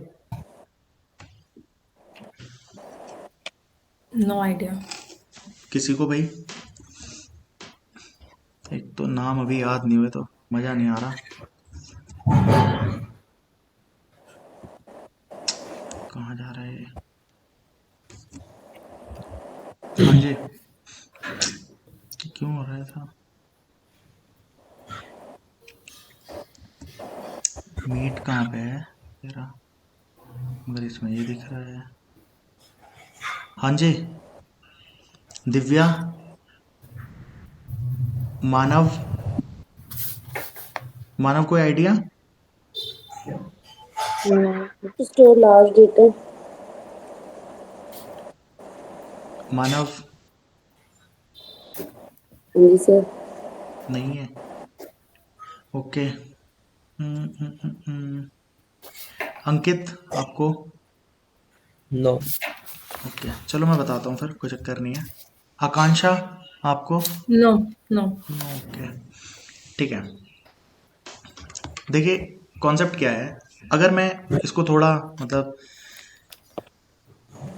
अगर मैं लिख रहा हूँ शायद से प्रदीप पिछली बार किसी एक सेट में ना ट्राई डायगनल मैट्रिक्स, और मैंने जब पिछली बार कराया था तो मैं ट्राई डायगनल को उतना ये ट्राई डायगनल के एग्जांपल मैंने ले रखा था, और शायद इसके बेसिस पे कोई क्वेश्चन आया था इसमें नंबर ऑफ एलिमेंट्स काउंट करने के लिए। मैं आज शाम को वो कैलकुलेट करूंगा सारी चीजें किसमें क्या क्या आया था, बट शायद से ही क्वेश्चन आया था या किसी और चीज में आया होगा, बट आया था। देखो स्पार्स मैट्रिक्स किस चीज के लिए है? अगर मैंने यहाँ पे लिख लिया ए ऑफ 100, 100, इसके अंदर आकांक्षा अगर मैंने इंट ये लिख दिया तो कितने एलिमेंट मेमोरी में जाएंगे? 100 रो है, 100 कॉलम है, ठीक है। तो 100 इंटू 100 मतलब मेरे पास 10,000. टोटल एलिमेंट है 100, 10,000, यस। है ना। 10,000 एलिमेंट मुझे चाहिए स्टोर होने के लिए मेमोरी में, ठीक। ऐसे करके मेमोरी में वो आ गया। बट एक बात बताओ, ये टोटल एलिमेंट तो आपने कैलकुलेट कर लिए, बट अगर मैं ये बात बोलूं it is a upper triangular matrix, it is a upper triangular matrix, आप मुझे बताएंगे मतलब जीरो को तो मुझे काउंट ही क्यों करना है? जीरो ना हो तो टोटल कितने एलिमेंट होंगे? Zero is not a element there, वहां पे उस लोकेशन पे कुछ है ही नहीं। समझ रहे हैं आप मेरी बात? अपर ट्रायंगुलर होती या लोअर ट्रायंगुलर मैट्रिक्स होती, देखो ये क्वेश्चन आ सकता है पेपर के पर्सपेक्टिव से, इसलिए बता भी रहा हूं। अगर वो बोल देना इंट ए ऑफ 100, 100, है ना, this is a sparse matrix या it is upper triangular matrix, how many elements are present in the array, तब आपको बताना है। नीचे 4 ऑप्शन लिखे हुए हैं, पहला ऑप्शन है 10,000, दूसरा कुछ, तीसरा कुछ, चौथा कुछ, ऐसे करके। देखो अगर ये लोअर ट्रायंगुलर मैट्रिक्स होती तो पहला एलिमेंट तो यहाँ प्रेजेंट होता, बाकी सारे होते जीरो, इनसे कोई मतलब है ही नहीं, है ना। अगले में होता पहला और दूसरा, बाकी सारे होते जीरो, फिर पहला दूसरा और तीसरा, बाकी सारे होते जीरो। लाइक वाइज हम नीचे नीचे तक चलते रहते। ये बात समझ में आ रही है? सेम अपर ट्रायंगुलर में हो जाता, मतलब लास्ट में इसमें कितने एलिमेंट होते हैं? सबसे लास्ट रो में तो पूरे 100 के 100 एलिमेंट होते हैं ना, ये सारे स्टार ही यस। होते हैं, है ना। ऐसे यानी अब आप इसमें सिंपल मैथ्स लगा सकते हैं। हिना, अभी कुछ समझ में आ रहा है? अभी कैलकुलेट कर सकते हो, सर 1 से 100 तक ऐड कर देंगे। है ना? तो ये सिंपल वो काम बन जाएगा, 1 से 100 तक की सीरीज का सम। और आपको पता है ये क्या होता है, n+1/2। n+1। यानी आपको सिंपली रखना है n की वैल्यू है 100 50 इंटू 101 डिवाइडेड बाई 2। इससे इसको काट लेंगे, आंसर आएगा 5050। समझ में आ रही है? शायद से ये आएगा, कैलकुलेशन इधर उधर छोड़ो, सही है वैसे, ये आ जाएगा। अब अगर इसमें ये पूछ लेता ना टोटल जीरो कितने हैं, तो उसके आंसर क्या हो जाएगा, 4950 हो जाएगा ना फिर। Hello, remaining one. अब मैं बात कहने की ये थी, ये 4950 4950 एलिमेंट जीरो हैं, क्यों इसके लिए मेमोरी वेस्ट कर रहे हो? एरे को एक्सेस करने में तो टाइम ही लगे। देखो बात क्या है, आपके ये लिखने से कहानी खत्म नहीं होगी, ये मेमोरी में जाके स्टोर होगा। अब मेमोरी में जाके स्टोर होगा, अब सोचो ये एक एलिमेंट तो था काम का, जब इसे स्टोर करूंगा रो मेजर मेथड से सपोज मैं कर रहा हूं, तो पहली रो में सिर्फ एक ही एलिमेंट था, बाकी 99 जीरो थे। काहे के लिए मेमोरी बर्बाद कर रहे हो भाई? और फिर उसे एक्सेस में भी तो उतना टाइम लगेगा ना, कंप्यूटर को इतनी आइटरेशन चाहिए होंगी आगे क्रॉस करने के लिए, समझ रहे हो? तो स्पार्स मैट्रिक्स का मतलब ये नहीं है जीरो है। स्पार्स मैट्रिक्स का मतलब है we do not store this matrix completely, we store only first element of the first row. यहाँ पे इसका एक ही एलिमेंट स्टोर करूंगा, बाकी 99 जीरो करूंगा ही नहीं। फिर अगली के सिर्फ 2 करूंगा, फिर अगली के 3, अगली के 4। समझ रहे हो मेरी बात? इसलिए इसका एड्रेस कैलकुलेशन का फॉर्मूला जो नॉर्मल बनेगा वो नहीं बनेगा, बट वो मैं यहाँ डिस्कस करूंगा, तो वो पार्ट नहीं है यहाँ का, घंटे खराब हो जाएगा। ठीक है, बट मतलब हमें इसकी नीड क्यों पड़ी? इसकी नीड इसलिए पड़ी, मान लीजिए हम अगर मैट्रिक्स में, अब देखो मैट्रिक्स की जनरली जितनी भी है ना, जो आप जितना भी साइंटिफिक वर्क कर रहे हैं, डेटा को स्टोर कर रहे हैं, अब डेटा अगर मैं सिंगल मान लो 10,000 एलिमेंट सिंगल करने हैं स्टोर। देखो अगर मान लो आपके स्कूल में 10,000 बच्चे हैं, आप उसको सीधा खड़ा करो एक तो लाइन से, और एक ऐसा है कि देखो अब उसमें कैसे करोगे आप, 4,950 बच्चा बाहर निकल के आओ, वो कैलकुलेशन टफ है। जबकि अगर आप इसे 100 रो 100 कॉलम में खत्म खड़े कर देते, देखो अब भी 1000 बच्चे खड़े हो गए, बट आपके लिए इंडेक्सिंग मैट्रिक्स का फास्ट हो पता है जाएगी। कि हाँ, हाँ, मैट्रिक्स का पता है कि मैट्रिक्स क्यों यूज करते हैं। आई एम सेइंग कि मतलब इसकी नीड क्यों पड़ी कि upper triangle matrix and lower triangle, मतलब इसकी बात कर रहे हैं। अब वो मैथ, अब देखो मैंने मैथमेटिक्स में कुछ किया नहीं है, बट वो मतलब किसी ना किसी चीज के लिए उसकी नीड जरूर होती होगी। अब जैसे हाइपरबोला या एलिप्स, इनकी जरूरत क्यों है? अब अगर मैं मैथमेटिक्स फील्ड से होता तो शायद एक बेहतर आंसर दे पाता, तुक्केबाजी का मुझे देना नहीं है, बट कुछ ना कुछ पर्पस इसका होगा जिस पर्पस से हम इसको स्टोर कर रहे होंगे, वट एवर। ठीक है, तो अगर उसी देखो हम कंप्यूटर साइंस में इस चीज को भी यूज कर रहे हैं, जैसे पाइथन है तो उसके अंदर डेटा एनालिसिस के लिए आप पांडास वांडास ये चीजें यूज कर रहे हो, तो मुद्दा क्या है, चीजें वही है, हमारे इलेक्शन का डेटा या किसी भी चीज का डेटा हमने उस डेटा स्ट्रक्चर में डाल दिया, पांडास के मान लो सीरीज या डेटा फ्रेम किसी में भी, उससे उसकी कैलकुलेशन करनी आसान होता है। सी और उस लैंग्वेज में वो काम हो नहीं सकता, तो मतलब उसमें चार्ट बना सकते हैं, पाई चार्ट, बार चार्ट, कुछ भी बना लेंगे, दुनिया भर का कोई भी काम हो जाएगा वहां पे। तो वो मतलब ईज प्रोवाइड कर देगा उन चीजों के लिए। अब जैसे मैट्रिक्स का जो भी काम करते होंगे, अगर ये मैट्रिक्स का जो भी यूज वहां पे कर रहे होंगे, अब जैसे मीन मीडियन मोड है हमारे लिए, उसका कोई यूज नहीं है, बट जैसे जैसे हम उस चीज को उसकी टर्म्स में देखते हैं तो वो काफी यूजफुल है ना? तो फिलहाल हम वापस आते हैं, बट पेपर में क्वेश्चन ये आपके पॉइंट ऑफ व्यू से देखो, स्पार्स मैट्रिक्स क्या है वो पता होना जरूरी था, इसे डायरेक्ट कर लेते तो वो रटने वाली बात हो जाती। बट मेमोरी में अब ये चीज पता भी होनी चाहिए हमें कि वो स्टोर फिर सारी चीजों को करेगा नहीं। इसका एड्रेस कैलकुलेशन का फॉर्मूला डायरेक्ट ये नहीं बनेगा जो हम इसमें पढ़ रहे हैं, क्योंकि इसमें हम सारे एलिमेंट स्टोर नहीं करते हैं। ठीक है, क्योंकि मोस्टली जीरो हमको छोड़ देता है, तो वो कहानी है। ठीक है, हेलो, तो स्पार्स मैट्रिक्स में दोनों इंक्लूड होते हैं ना, लोअर और अपर, मींस आइदर लोअर आइदर अपर। हाँ, ये अलग स्पार्स मैट्रिक्स है, ये अलग स्पार्स मैट्रिक्स है। अब जैसे ये एक मैट्रिक्स है, इस वाली मैट्रिक्स को बोलते हैं ट्राई डायगोनल मैट्रिक्स। ठीक है, ट्राई डायगोनल मैट्रिक्स। ठीक है, इसमें 3 डायगोनल है, आपको दिख रहे होंगे। एक डायगोनल मैट्रिक्स भी होती है ना जिसमें केवल डायगोनल में एलिमेंट होता है, बाकी सारे जीरो होते हैं, इसको डायगोनल मैट्रिक्स बोलते हैं। तो एक मैट्रिक्स का टाइप ये भी है, ये भी स्पार्स मैट्रिक्स है। अगर ये 100 बाई 100 की है तो इसमें एलिमेंट केवल कितने हैं, केवल 100, बाकी तो सारे जीरो हैं। तो 10,000 एलिमेंट नहीं है, ओनली 100 एलिमेंट्स आते हैं। अब जैसे ये ट्राई डायगोनल मैट्रिक्स है, इसके अंदर कितने एलिमेंट होंगे कोई काउंट करके बता सकता है? मान लीजिए अगर ये अभी 5 बाई 5 की है तो मैं आंखों से ही काउंट करके बता सकता हूँ, बट ये 100 बाई 100 की होती, थोड़ा मतलब रीजनिंग एबिलिटी लगानी है यहाँ पे और कुछ नहीं है। तो any one of you can answer में दिस क्वेश्चन कि suppose if we are having 100 into 100 matrix of this type, उसमें ट्राई डायगोनल मैट्रिक्स है। ट्राई डायगोनल समझ रहे हैं आप, 3 डायगोनल है, एक तो प्रिंसिपल डायगोनल, एक इसके जस्ट ऊपर एलिमेंट, एक इसके जस्ट नीचे एलिमेंट, इसलिए इसको ट्राई डायगोनल बोलते हैं। दिख रहा है ना? तो इसके अंदर मुझे टोटल एलिमेंट्स काउंट करने हैं, कितने एलिमेंट्स हैं। कोई भी इसे दो तरीके से काउंट कर सकते हैं। हाँ जी, 100 + 99 + 99। अच्छा 100 + 99 + 99 सही है। मतलब 100 तो ये होंगे ही प्रिंसिपल डायगोनल में, ऊपर कितना बीच है वाले, एक कम, हाँ। नीचे वाले कितना है एक कम, तो ऐसे आ जाएगा। यानी इसने जो हिना आपने बताया वो बताया n + n-1 + n-1 यानी 3n-2। इज इट और नॉट? हेलो, सबको क्लियर होगी बात? अब n की जो भी वैल्यू है 50/50 हो 5, अब जैसे 5/5 है तो टोटल इसमें एलिमेंट कितने, 1 2 3 4 5 6 7 8 9 10 11 12 13 एलिमेंट है। आप यहाँ रख भी लो, 5 × 3 15 - 2 13 एलिमेंट्स है, टोटल काउंट करने की जरूरत ही नहीं। समझ में आई? और दूसरा तरीका देखो, एक तरीका ये भी है, जैसे एक तो आपने सोच लिया n एलिमेंट ये है, n-1 ऊपर n-1 नीचे, ओके। एक ऐसे भी सोचने वाला सोच सकता है, पहली रो में कितने एलिमेंट है, सिर्फ 2, 2 लास्ट रो में कितने हैं, 2 और बाकी सारी रो में कितने हैं, 3 3, और बाकी कितनी रो बची, n-2 रो है, उसके अंदर कितने एलिमेंट है, 3। अगर आप इसकी मल्टीप्लाई करो 3n - 6 और +4, तब भी कितना आ गया आंसर, 3n - 2। मेरे ख्याल से बात समझ में आ रही होगी क्या कह रहा हूं। मतलब it can be the second way to think the same thing. Yes sir. तो ये टोटल नंबर ऑफ एलिमेंट्स हमने काउंट किए हैं। वैसे 25 होते हैं बट इसमें 13 है। 100 वाली में कितने होंगे, तो 300 - 2 यानी 298, और वैसे कितने हो जाते, 10,000। तो 10,000 को स्टोर करने की जरूरत ही नहीं ना, बाकी तो जीरो थे, इसलिए इसको स्पार्स मैट्रिक्स बोलता है। Are you getting my point? These are the examples Yes, for sir. Sparse matrix, जिसमें हमारे पास एलिमेंट्स कम है, जीरो ज्यादा है, मतलब फालतू की भीड़ बढ़ा रहे हैं हम स्टोर करके। इसलिए देखो बच्चों, इसमें एलिमेंट सिर्फ इतने हैं ना, तो हम इतनी ही जगह लेंगे। बट अगर उसके लिए फिर हमें दिमाग मारी करनी पड़ेगी एड्रेस कैलकुलेट करने के लिए, क्योंकि अगर हमने जीरो स्टोर नहीं किए तो हमारे हर एलिमेंट का एड्रेस बदल जाएगा। रो मेजर और कॉलम मेजर से यहाँ पे काम चलेगा नहीं उस सेंस में। Are you getting my point और नॉट? बट उसका मैं चारों के फॉर्मूले ड्राइव करने के लिए यहाँ बैठ नहीं रहा हूँ, इस पॉइंट को यहीं पे खत्म कर देता है। सबको क्लियर हो गई भाई यहाँ तक कहानी एरे की? तो आज हमने कुछ मतलब पेपर के पॉइंट ऑफ व्यू से एरे समझना जरूरी था, तो शुरू के 15-20 मिनट वो तो इसेंशियल थे। उसके बाद के जो थे एड्रेस कैलकुलेशन और ये क्वेश्चन, इसमें नंबर ऑफ एलिमेंट्स वाला मेरी अकॉर्डिंग ज्यादा इंपॉर्टेंट वो है। अगर क्वेश्चन आया तो 90% चांस है वो एलिमेंट्स काउंट करने वाले, 10% चांस है कि किसी पर्टिकुलर का एड्रेस पूछ ले कि A5 का बता दो या इसका बता दो। बात समझ में आ गई? तो अब तक के में से आपको पढ़ना क्या है, मतलब शायद यहीं तक की क्लास में क्लियर हो गया होगा, एक बार भी जस्ट उसकी प्रैक्टिस कर ली तो खत्म है।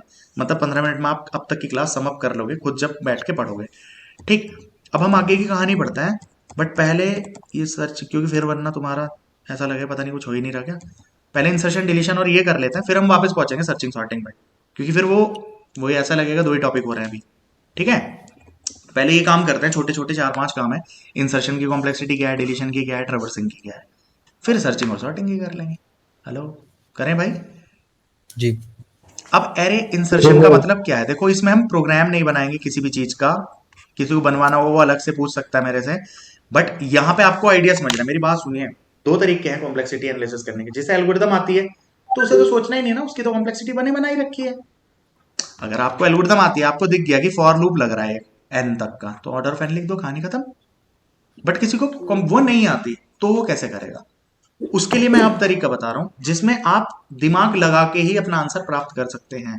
ठीक है, एरे इंसर्शन का मतलब क्या होता है, मान लीजिए आपके पास एलिमेंट पड़े हैं यहाँ पे कि 7 5 2 15 6 9 11 7 और 2, कुछ भी पड़ा है। मुझे इसके अंदर एक एलिमेंट इंसर्ट करना है, और वो एलिमेंट सपोज मुझे इस लोकेशन पे इंसर्ट करना है। हेलो, मुझे एलिमेंट डालना है मान लीजिए 100। ठीक है, तो एरे, अभी आपका एरे क्या है, 7 5 2 15 6 9 ऐसे करके, है ना। जैसे आप ऐसे समझ लो एक लाइन खड़ी है, मुझे उसके अंदर एक बच्चे को खड़ा करना है, तो मैं क्या करूंगा, सबसे पहले मुझे क्या करना पड़ता है,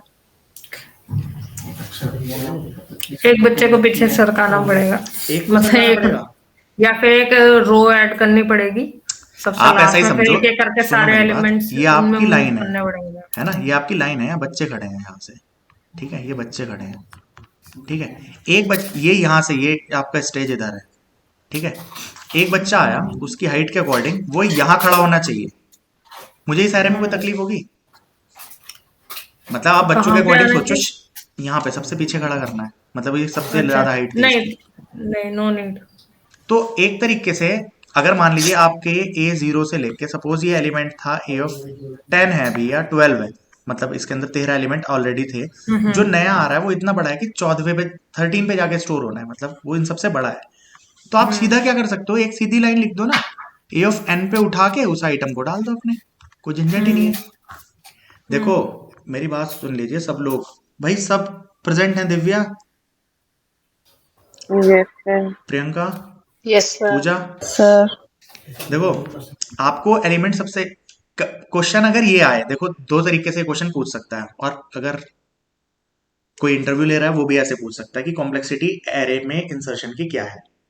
तो फिर तो आप दोनों तरीके से बता सकते हैं। अगर वो पूछे बेस्ट केस में क्या है या वर्स्ट केस में क्या है, अभी तक कल हम पढ़ रहे थे ना बेस्ट वर्स्ट ये है क्या, इसलिए मैंने पहले थ्योरेटिकली इस पे गया नहीं हूँ, मतलब एसिम्प्टोटिक नोटेशन पे बिगो बिगो मेगा क्या है।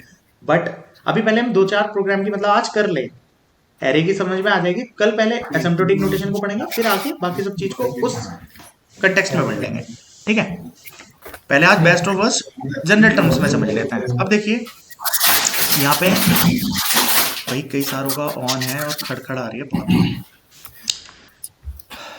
इंसर्शन की कॉम्प्लेक्सिटी हमें चेक करनी है, तो इंसर्शन मतलब दोनों केस चेक करने हैं, बेस्ट केस और वर्स्ट केस। ठीक है, अब इंसर्शन का बेस्ट केस क्या होगा? देखो ये रटने की चीजें नहीं है, आप अपने दिमाग में ये सोचिए, अगर मुझे इंसर्ट करना होता एलिमेंट यहाँ पे इस एरे में कहीं पे, और सपोज मुझे वो यहाँ करना है, तो क्या मुझे कुछ भी शिफ्टिंग या कुछ करने की नीड है? नहीं। नहीं है ना, डायरेक्टली मैं अपने आइटम को उठा के यहाँ पे डाल सकता हूँ। मुझे लोकेशन पता होगी, भाई मेरे एरे में अभी तक 15 एलिमेंट प्रेजेंट है, तो मैं डायरेक्ट उठा के उसे ए सॉल्वर पे डाल दूंगा। मतलब मैं सीधा ऐसा लिख दूं ना, ए ऑफ 16 में उठा के अपने आइटम को डाल दूं, कहानी खत्म हो गई। अब अगर उसने मुझे कोई लोकेशन जो दी है, सपोज वो लोकेशन ये थी, मान लो उसने कह दिया ए ऑफ 3 पे स्टोर करना है, और मेरे पे ए 15 तक एलिमेंट पड़े हैं। मान लो बच्चे को ये लाइन थी, मैं कह दूं बच्चे यहाँ पे खड़ा होना है बच्चा, अब मुझे क्या करना पड़ेगा भाई? ऐसा तो है नहीं इस बच्चे को बाहर निकाल दो और यहाँ ही से डाल दो, फिर ये एलिमेंट तो गया ना। नहीं, पहले इंसर्शन होगा, फिर सारे एलिमेंट्स को पीछे पहले डालने आप, होंगे, फिर डिलीशन। नहीं उस गलत है ऑर्डर, पहले आप कैसे लोकेशन कर लोगे? डिलीट सुनो करनी मेरी है। बात, देखो पहली बात तो मैं आपको एक प्रोग्राम करवाता हूँ पहले, थोड़ा ना कहानी चलेगी नहीं वरना। मुझे एक प्रोग्राम करना है, बहुत फेमस प्रोग्राम था आपके टाइम पे, आपने पढ़ा होगा, स्वैपिंग ऑफ टू नंबर्स का।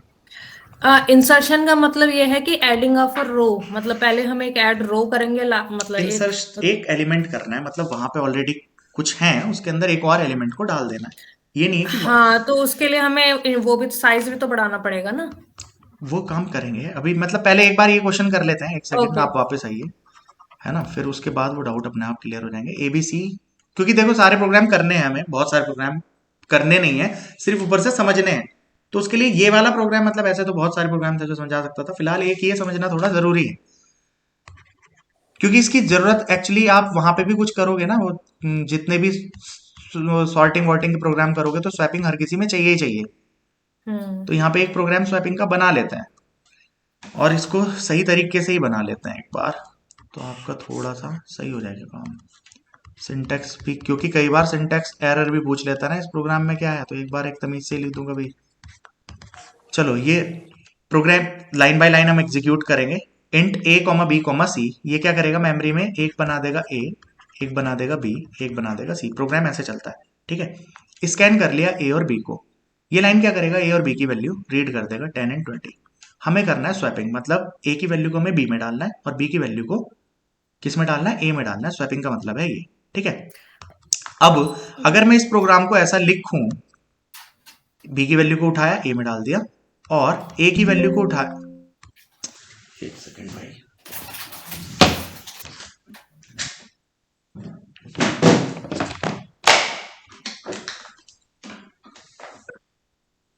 हाँ तो मैं क्या बोल रहा हूं आपको कि ए की वैल्यू को उठा रहे हैं, किसके अंदर डाल रहे हैं, बी की वैल्यू को उठाया ए के अंदर डाल दिया, और ए की वैल्यू को उठा के वापस से किसके अंदर डाल रहे हैं, बी के अंदर डाल रहे हैं। फिर हम प्रिंट कर रहे हैं ए कॉमा बी। गलत तो सही है, मतलब ये प्रोग्राम लिखूंगा एरर थोड़ी आएगी। मुझे ये पूछना है, मैंने रीड किया 10 और 20, मुझे जानना है मेरी आउटपुट क्या आएगी। What will the output? A की वैल्यू 20 हो जाएगी और बी की वैल्यू 20 20 रहेगी। मतलब आउटपुट क्या आएगी? दोनों सेम हो जाएंगी। सेम हो 20 जाएगी। 20। 20 प्रिंट होगा है। देखो प्रोग्राम चलता है जब लाइन बाय लाइन, होगा क्या यहाँ पे, बी की वैल्यू जा रही है ए के अंदर, बी के अंदर फिलहाल पड़ा है 20, तो ए के अंदर चला जाएगा 20, ठीक है। अब आप ए की वैल्यू को बी में डाल रहे हो, ए के अंदर इस टाइम 20 पड़ा है, तो इसके अंदर फिर 20 जाएगा, तो अभी भी 20 ही रहेगा। तो जब आप प्रिंट कर रहे होंगे तो आउटपुट होगी 20 जबकि आपने करा क्या था कि बी की वैल्यू को ए में डाला, फिर ए की वैल्यू को बी में डाला। आप इसे उल्टा भी लिख लेते, मान लो अगर मैं इसको ऐसा ना लिख के ऐसा लिख लेता कि पहले आपने क्या किया, ए की वैल्यू को उठाया बी में डाल दिया, और फिर बी की वैल्यू को उठाया और ए में डाल दिया, मतलब ए की वैल्यू बी में जाती है 10 आ जाता, और बी की वैल्यू अब आप ए में डालते तो 10 आ जाता। इस केस में आंसर आ जाता 10, दोनों ही केसेस सही नहीं है, क्योंकि आपने क्या किया है, अगर आपने इसके ऊपर डाला ना कुछ, तो जैसे मान लीजिए आपने ए की वैल्यू बी में डाल दी, तो अब बी में जो पड़ा था वो ओवरराइट हो गया। तो आकांक्षा जो आप उस टाइम पे बोल रहे थे ना कि पहले हम यहाँ पे एलिमेंट डाल देंगे, फिर इन्हें नहीं, एक्चुअली वो डालने का मतलब ये था कि पहले हम एक रो ऐड करेंगे लास्ट में, देखो एंड ऐड देन कुछ होता एक नहीं एक है। करके। सुनो मेरी बात, आपने लिख रखा है इंट ए ऑफ 50, एरे बना हुआ है ऑलरेडी, आपने इसके अंदर अभी रीड किए थे, मान लो उस टाइम आपने 12 एलिमेंट इसके अंदर डाल रखे हैं। जब आपने इंट A50 लिख दिया तो मेमोरी में 50 एलिमेंट क्रिएट हो चुके हैं। कितने क्रिएट हो चुके हैं? 50।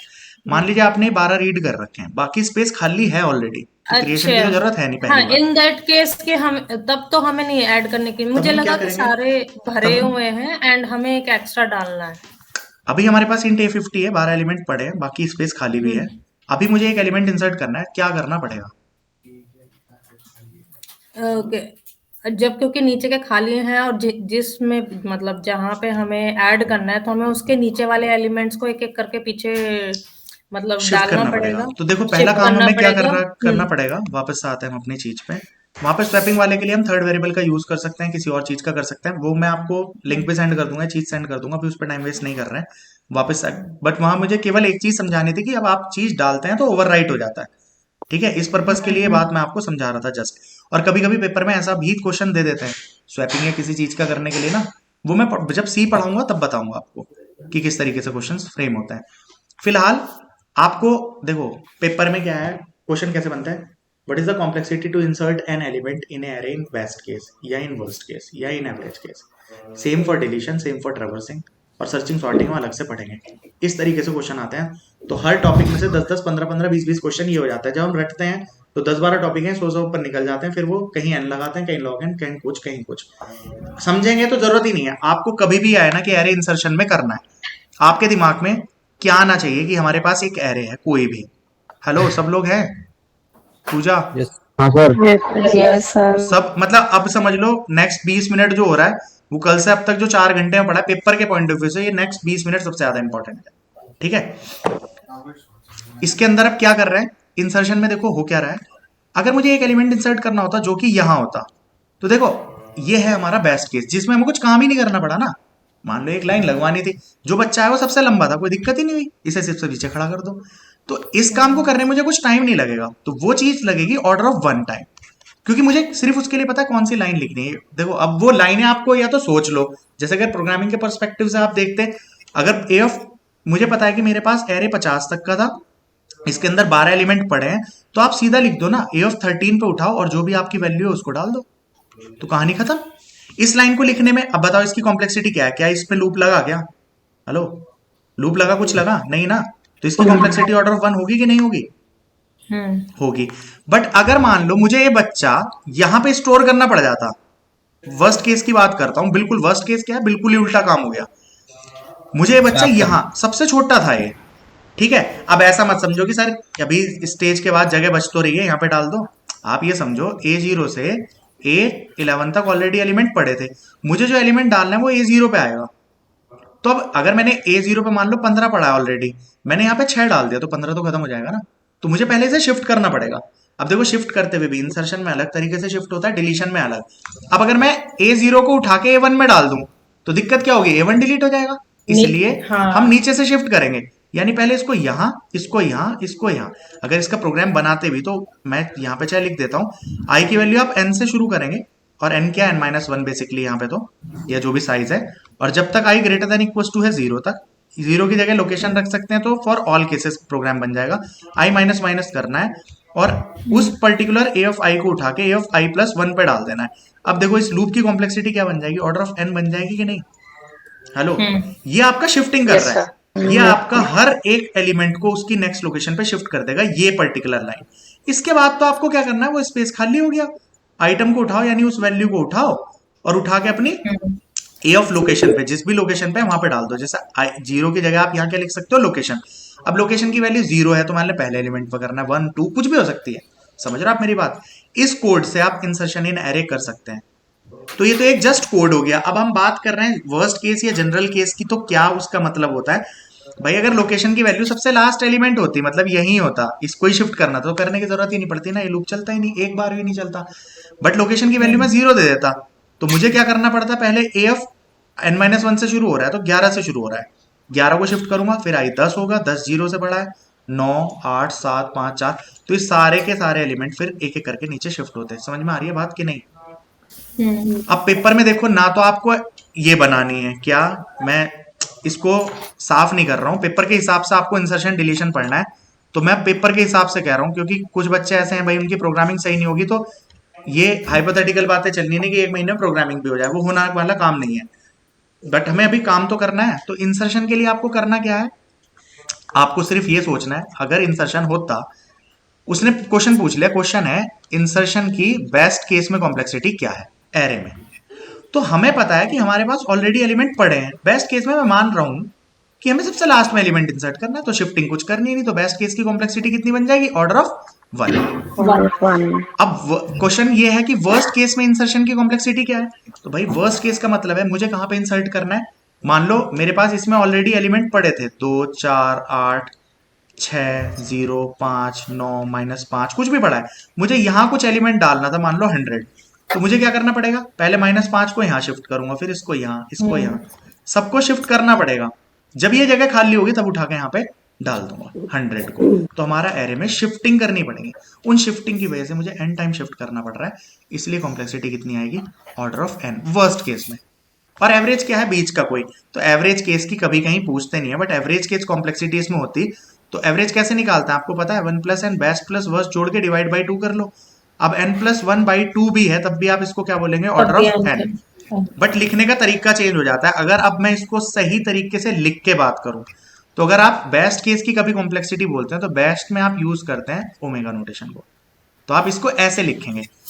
अगर ओमेगा 1 लिख रहे हैं ना, that means it represent it's best का टेस्ट, वो बेस्ट टाइम कॉम्प्लेक्सिटी बता रहा है। समझ रहे हो। अब जैसे यहां तो मैंने बेस्ट केस लिख रखा है, ये लिखने की जरूरत नहीं है। अगर आप ये लिखते हैं ना ओमेगा 1, इट मींस ये बेस्ट केस की कॉम्प्लेक्सिटी। अगर आप लिख रहे हैं ऑर्डर ऑफ n, इसका मतलब है वर्स्ट केस की है। और अगर आप लिख रहे हैं थीटा n, तो ये है एवरेज केस की कॉम्प्लेक्सिटी। समझ में आई या नहीं। अब ये नोटेशंस क्यों हैं, वो मतलब कैसे क्या इन्हें क्या बोलते हैं वो हम बाद में पढ़ेंगे। बट पेपर के हिसाब से क्या आप इंसर्शन डिलीशन इंसर्शन की कॉम्प्लेक्सिटी कर सकते हैं कि नहीं, इतना बता दीजिए। हाँ जी सर। एक बार भैया वो दोबारा से रिपीट करना, वो वाला सा? ओमेगा थीटा और वो वाला। वो अभी डिटेल में करेंगे, वो उसके सामने अभी भी लिखा हुआ है, ये बेस्ट केस है, ये वर्स्ट केस में ऐसे रिप्रेजेंट करते नहीं हैं। नहीं नहीं, थीटा हम लोग रिप्रेजेंट करते हैं एवरेज के लिए। एवरेज के लिए थीटा Okay. ये लिखा हुआ है ना, Okay. बेस्ट के लिए, वर्स्ट के लिए और एवरेज के लिए, ठीक है। Okay okay. अभी डिलीशन में आप जा रहे हैं, डिलीशन इन एरे, तो डिलीशन की कॉम्प्लेक्सिटी पढ़ रहे हैं। डिलीशन का मतलब क्या होता है, मान लीजिए ये आपके एरे में एलिमेंट थे 2 8 5 9 और 7, मुझे एक एलिमेंट डिलीट करना है। अब अगर मान लीजिए मुझे डिलीट करना होता 7, तो क्या 7 को डिलीट करने में प्रियंका कोई दिक्कत होगी? नहीं। भाई नहीं। पहले मुझे एरे प्रिंट करना था, मैंने अभी एरे प्रिंट किया, तो प्रिंट हो रहा है मेरा 2 8 5 9 और 7 कि मेरे एरे में ये एलिमेंट पड़े, है ना। मुझे 7 डिलीट करने के बाद प्रिंट करना होता, तो क्या प्रिंट हो जाएगा, आफ्टर डिलीशन ऑफ 7 2 8 5 9 हो जाएंगे। 9। बट मान लीजिए मुझे 8 को डिलीट करना होता, तो आप क्या 2 8 5 9 लिखेंगे, या हमें क्या लिखना चाहिए 2 5 2 5 9 और 7। अब ये कहानी कब होगी भाई, ऐसा थोड़ी है गायब हो गया, ये a 0 था, ये 1 2 3 4 ऐसे पड़ा था। अब अगर मैं इसको डिलीट कर रहा हूँ, डिलीशन का मतलब है मुझे इन सबको ऊपर शिफ्ट करना पड़ेगा। बात समझ रहे हैं आप मेरी। भाई मैं 5 को उठा के यहाँ डाल दूंगा, वरना एरे बीच में स्पेस कैसे छोड़ेगा, स्पेस तो नहीं छोड़ पाएंगे ना। भाई मुझे प्रिंट करना है अरे, तो मैं शुरू से लेके लास्ट तक क्या एलिमेंट है वो प्रिंट करना चाह रहा हूँ ना। तो यानी आप अगर लाइन में बच्चे खड़े भी हैं, मैं एक बच्चे को वहां से हटाता भी हूँ, तो इसका मतलब सारी लाइन आगे शिफ्ट नहीं हो जाती, होती है ना। तो उसके लिए कितने शिफ्ट करने पड़ सकते हैं मैक्सिमम। तो देखो इसका वर्स्ट केस क्या है, अगर मान लो इसके अंदर 100 एलिमेंट होते हैं, मैं पहला एलिमेंट डिलीट मार दूं, तो मुझे बाकी बचे हुए 99 एलिमेंट को शिफ्ट करना पड़ेगा। यस। बात समझ में आ रही है। तो वो हो गया उसका वर्स्ट केस। तो अगर हम बेस्ट केस की कॉम्प्लेक्सिटी की बात करें तो दैट इज ऑर्डर ऑफ 1। वो क्या है, सबसे लास्ट एलिमेंट को डिलीट मारना है, कहानी खत्म। ठीक है। वर्स्ट केस की कॉम्प्लेक्सिटी क्या है, पहले एलिमेंट को आप डिलीट करेंगे, तब आपकी क्या है, वर्स्ट केस है। उस केस में आपको क्या करना पड़ेगा, शिफ्टिंग करनी पड़ेगी बाकियों को। भाई डिलीट करने का सिंपल मतलब है इस चीज को यहां उठा के डाल दो, तो ये अपने आप डिलीट नहीं हो जाएगा क्या, खत्म। तो यानी उस केस के लिए अब देखो, अगर क्वेश्चन पेपर में ये आ जाए how many shiftings are required to delete an element in worst case, तब बताओ आंसर। अब वहां ऑप्शन दे दे 1, n-1 और नन, बताओ n-1 है ना। तब आंसर ये बोलना है भाई कॉम्प्लेक्सिटी ऑर्डर ऑफ n है, बट आंसर तो शिफ्टिंग का पूछा ना उसने, और वो इस टर्म में पूछ रहा है तब 1। अगर वो कॉम्प्लेक्सिटी की टर्म में पूछता है ना, तब ऑर्डर ऑफ n-1 वो देगा ही नहीं। फिलहाल ऑर्डर की बात कर रहे हैं तो ये वाला रहेगा। समझ में आ गई बात की नहीं। तो मेरे ख्याल से दोनों चीज समझ में आ गई होंगी, इंसर्शन भी और डिलीशन भी, बेस्ट केस वर्स्ट केस दोनों। अब एवरेज की भी अगर मैं बात करूंगा तो एवरेज क्या हो जाएगा, एक तरीके से थीटा एन। कोई दिक्कत इसमें किसी को भी। सर हाँ जी बताइए, कौन बोल रहा था कुछ। सर मैं हाँ जी, सर रिपीट कर दो एक बार। कौन सी चीज बताइए, डिलीशन को। हाँ जी। देखो डिलीशन में आपको क्या करना है, तो या तो आपका डिलीशन की केस की बात करें same like insertion. Best case तो सर समझ आ गया। बेस्ट केस देखो, बेस्ट केस क्या, मान लो मुझे ये एलिमेंट डिलीट करना था 4, क्या आपको शिफ्ट करना पड़ेगा कुछ, मतलब आप नहीं। अगर आप एल्गोरिथम नहीं बना सकते तो आप जनरल पॉइंट ऑफ व्यू में सिर्फ सोचने की कोशिश करें चीजों को, तो नहीं जरूरत पड़ेगी ना। तो मुझे कोई शिफ्टिंग नहीं करनी, यानी कुछ जरूरत नहीं है, ऑर्डर ऑफ 1 हो जाएगा। ठीक है, कांस्टेंट। बट अगर मुझे ये एलिमेंट डिलीट करना पड़ता तो मुझे क्या करना पड़ेगा, सारे एलिमेंट्स को पीछे शिफ्ट करना पड़ेगा कि नहीं। अगर इसके अंदर 100 एलिमेंट थे, मुझे सबसे पहला एलिमेंट डिलीट करना है, तो मुझे बचे हुए 99 एलिमेंट को शिफ्ट करना पड़ेगा एक एक प्लेस आगे। तो उस केस में n-1 शिफ्टिंग लगेगी, यानी कॉम्प्लेक्सिटी कितनी हो जाएगी, ऑर्डर ऑफ n। और एवरेज केस तो सेम है, मतलब बेस्ट केस वर्स्ट केस को जोड़ के डिवाइड बाई 2 कर सकते हो। और डिवाइड बाई 2 का मतलब नहीं है, उसका मतलब ये है, मान लो आपके पास 100 बच्चे खड़े हैं, मुझे 40वें बच्चे को डिलीट करना है, तो मुझे क्या करना पड़ेगा, बचे हुए 60 को शिफ्ट करना पड़ेगा। अब इस केस में 90 तो 99 शिफ्ट नहीं कर रहा हूं ना, बट 40 या 60 वो भी हम ऑर्डर ऑफ n में ही चला जा रहा है ना वो भी, इसलिए एवरेज केस भी यही बोल दे रहे हैं। समझ में आगे सबको। अभी किसी को कोई डाउट हो तो पूछ लो, इंसर्शन डिलीशन में हो गया। नहीं, ठीक है। ये मैंने यहाँ पे देखो लिख भी दिया है। अब यहाँ एक ट्रेवर्सल भी बच गया, मतलब ये 3 पॉइंट्स है ना, ट्रेवर्सल एरे ट्रेवर्स करना है। अब इसके लिए आकांक्षा, एरे ट्रेवर्सल की कॉम्प्लेक्सिटी क्या होगी बेस्ट केस में। ट्रैवर्सिंग की ट्रेवर्सिंग का मतलब होता है ना, ट्रेवर्सिंग का हाँ, मतलब होता है मूव करना। सारे एलिमेंट्स को प्रिंट करना। मान लो ये एरे था, इसमें पड़ा था 8 2 हाँ। 5 9 11 7 6, तो that means I want to print the all the elements. तो बेस्ट केस में इसकी कॉम्प्लेक्सिटी क्या होगी, कि एज इट इज और वर्स्ट में क्या होगी, प्रिंट वो टर्म में बतानी है। ऑर्डर ऑफ 1 है, लॉग n है, n है, n स्क्वायर है, क्या है। अच्छा, तो बेस्ट केस का मतलब आप यहाँ ट्रेवर्सिंग कह रहे हो कि मुझे सारे एलिमेंट्स को प्रिंट कराना है, राइट। ट्रेवर्सिंग का मतलब वही होता है, उसके सारे एलिमेंट प्रिंट करने हैं, है ना। इसलिए हमने कल जब सब डेटा स्ट्रक्चर की क्लास शुरू करी थी, तो पहली क्लास में हमने ये समझा था कि इसका मतलब क्या होता है ना। तो हमें ये ऑपरेशन होते हैं, ट्रेवर्सिंग, इंसर्शन, डिलीशन। तो अभी हम देखो इंसर्शन की कॉम्प्लेक्सिटी कर चुके हैं, डिलीशन की। सर्चिंग हम आगे करेंगे, बाइनरी सर्च, लीनियर सर्च, और ट्रेवर्सिंग अभी चल रही है, फिर सॉर्टिंग कर लेंगे। ठीक है। तो ट्रेवर्सिंग का मतलब होता है सारे एलिमेंट प्रिंट करना। पेपर में सिर्फ इतना ही आएगा, what is the complexity of array traversal in best case, that's it. अब आपको आंसर लिखना है, नीचे 4 ऑप्शन है, मैं दे देता हूँ। Order of 1, order of log n, order of n, और order of n log n। नहीं, यहाँ पे बेस्ट केस होगी n, बेस्ट केस क्योंकि मेरे को होगी, सारे करना है। और वर्स्ट सारे केस कितनी move होगी, वर्स्ट हो जाएगी कि अभी एंड होगी सर। किसका वर्स्ट आंसर केस है का ये? वर्स्ट केस में हम लोग क्या लेंगे, मतलब कौन सा केस बनेगा। यही यही अभी डिस्कस करना है। अभी वर्स्ट केस की किसी ने बोली, उसकी भी वन एन होगी। कौन? एवरी केस में वन ऑर्डर ऑफ एन होगी। सर वर्स्ट काउंट केस से का नहीं भी करने किसने, पड़ेंगे। किसी लड़की ने बोला था ना वर्स्ट केस में क्या होगी? एन बोला था। किसने बोला था? मुझे दिख नहीं रहा है एक्चुअली, स्क्रीन ये खुली हुई। तो भाई जिसने बोला था सही बोला था, एक बार बताओ तो किसने क्या बोला था? एन ही बोला था। किसने? नाम? इनमें से किसी ने नहीं बोला था, वो पीछे से लकी ने बोला था। अच्छा ओके। अभी यहाँ पे क्या है, बेस्ट केस में और वर्स्ट केस में कॉम्प्लेक्सिटी बेस्ट केस में आपकी चल रही है ऑर्डर ऑफ एन, आपने बताई, ठीक है, क्योंकि हम सारे एलिमेंट्स को सारे ट्रेवर्स करेंगे ना। देखो ऐसा नहीं है बेस्ट और वर्स्ट हमेशा अलग अलग होने जरूरी हैं, ठीक है। नहीं, सुनो वो तो ठीक है, एक बट मिनट, हमें वर्स्ट केस का कैसे डिफाइन करेंगे हम इसमें? मैं वही बात बता रहा हूँ, सुन तो लो। हमारे पास, हमें कोई काम करना है, ठीक है, मुझे एक लाइन लगवानी है बच्चों की, ठीक है। अब इस लाइन में कोई बच्चा आगे खड़ा हो रहा है, तो इसमें चांसेस हैं, हो सकता है वो, ये स्टेज है, हो सकता है उसकी हाइट सबसे छोटी है तो मुझे यहाँ करना पड़ेगा पहली जगह पे खड़ा। हो सकता है उस वो बीच में कहीं आ सकता है, हो सकता है वो यहाँ पे कहीं आ सकता है। मतलब ये सिचुएशंस है। तो इस सिचुएशन में बेस्ट केस भी है, वर्स्ट भी है, एवरेज भी है ना। अब मान लो कोई चीज है, मुझे यहाँ पे एक बच्चे को लाके खड़ा करना है, तो पहला भी यहीं आएगा। अब मैं कहूँ बेस्ट केस में एक बच्चे को यहाँ लग के खड़ा करने की कॉम्प्लेक्सिटी क्या होगी, कितना टाइम लगेगा, या कितना, मान लो एक शिफ्टिंग में 1 सेकंड लगता है, तो सपोज एक बच्चे को यहाँ लाके खड़ा करना है, तो बेस्ट केस में भी 1 सेकंड लगेगा, वर्स्ट में भी एक ही लगेगा, और एवरेज में भी एक ही लगेगा, या अलग अलग लगेंगे? एक ही लगेगा हर टाइम पे, है ना। इसीलिए अब जैसे ट्रेवर्सल है, ट्रेवर्सल का मतलब होता है I want to print each and every element of the array, है ना।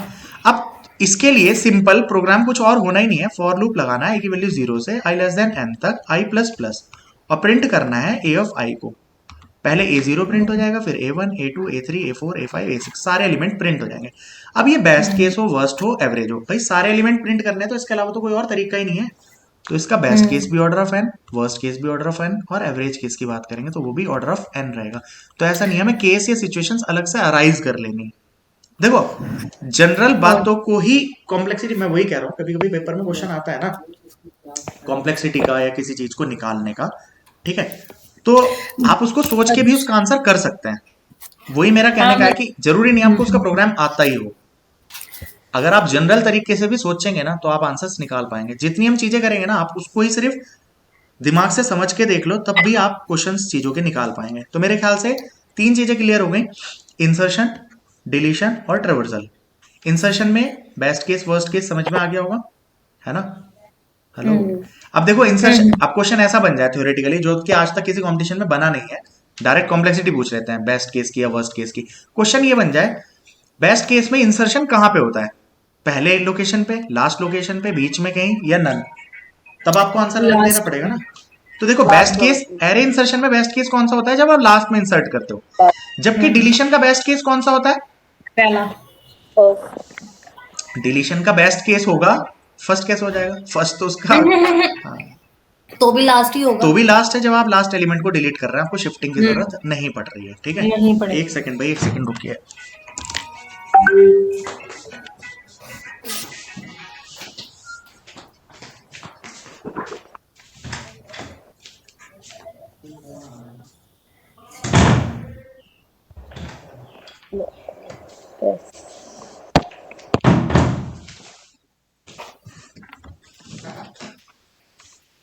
हेलो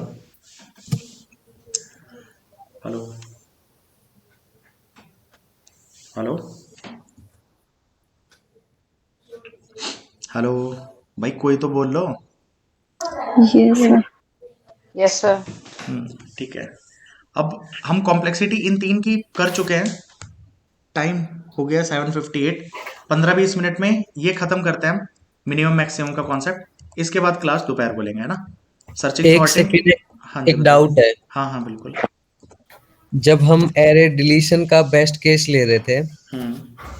तब हमने अज्यूम किया कि हमें लास्ट का एलिमेंट डिलीट करना है। हाँ बिल्कुल। अब ट्रैवर्सिंग में जब हम बेस्ट केस ले रहे हैं, हम्म। तो फिर हम ये अज्यूम क्यों नहीं कर रहे कि हमारे एरे में एक ही एलिमेंट होगा? तो देखो बेस्ट केस तो वही। सुनो मेरी बात, एरे में जैसे इन सभी के केसेस में हमने मान रखा है, ऐसे नहीं मान रहे हम कि कितने एलिमेंट हैं, ऐसे तो सबकी 1 हो जाएगी। अगर मैं मान लूं एरे में एक ही एलिमेंट है, तो इसमें इंसर्शन में बेस्ट केस में n क्यों लगेगा, 1 ही लगेगा ना। हम ये मान के चल रहे हैं हमारे पास n एलिमेंट्स हैं एरे में, वो एलिमेंट n की वैल्यू मान लो वो कुछ भी हो, 100 200 500 1000 1 करोड़ कुछ भी हो। अब चाहे आप चलो n ना मानो, 1 करोड़ मान लो, है ना। अगर मैं 1 करोड़ मानता हूं तो बेस्ट केस में इंसर्शन में कितना लगेगा, अगर मैं 1 करोड़ 1वें नंबर पे स्टोर करना हो तो एक ही टाइम लगेगा ना, उसमें कोई शिफ्टिंग करनी पड़ेगी नहीं। बट अगर मुझे पहली जगह पे करना पड़े तो मुझे पूरे 1 करोड़ एलिमेंट शिफ्ट करने पड़ेंगे। एलिमेंट सेम ही है, उसमें कोई फर्क नहीं हुआ। सेम डिलीशन में मैं ऐसा नहीं मान रहा कि मैंने एक एलिमेंट माना और फिर n मान रहा हूं ना, है अभी भी 1 करोड़, मगर इसमें पहला एलिमेंट डिलीट करना पड़ जाएगा। अगर मुझे डिलीशन में पहला एलिमेंट अगर डिलीट करना पड़ जाए जो कि ऑर्डर ऑफ n है, वो क्यों है, पहला एलिमेंट डिलीट करा तो बाकी सबको ऊपर करना पड़ेगा, अब एक एक स्थान, है ना, एक एक प्लेस शिफ्ट करना पड़ेगा। बट अगर सबसे लास्ट एलिमेंट को डिलीट कर दो तो कुछ मेरे ऊपर कोई फर्क ही नहीं पड़ेगा।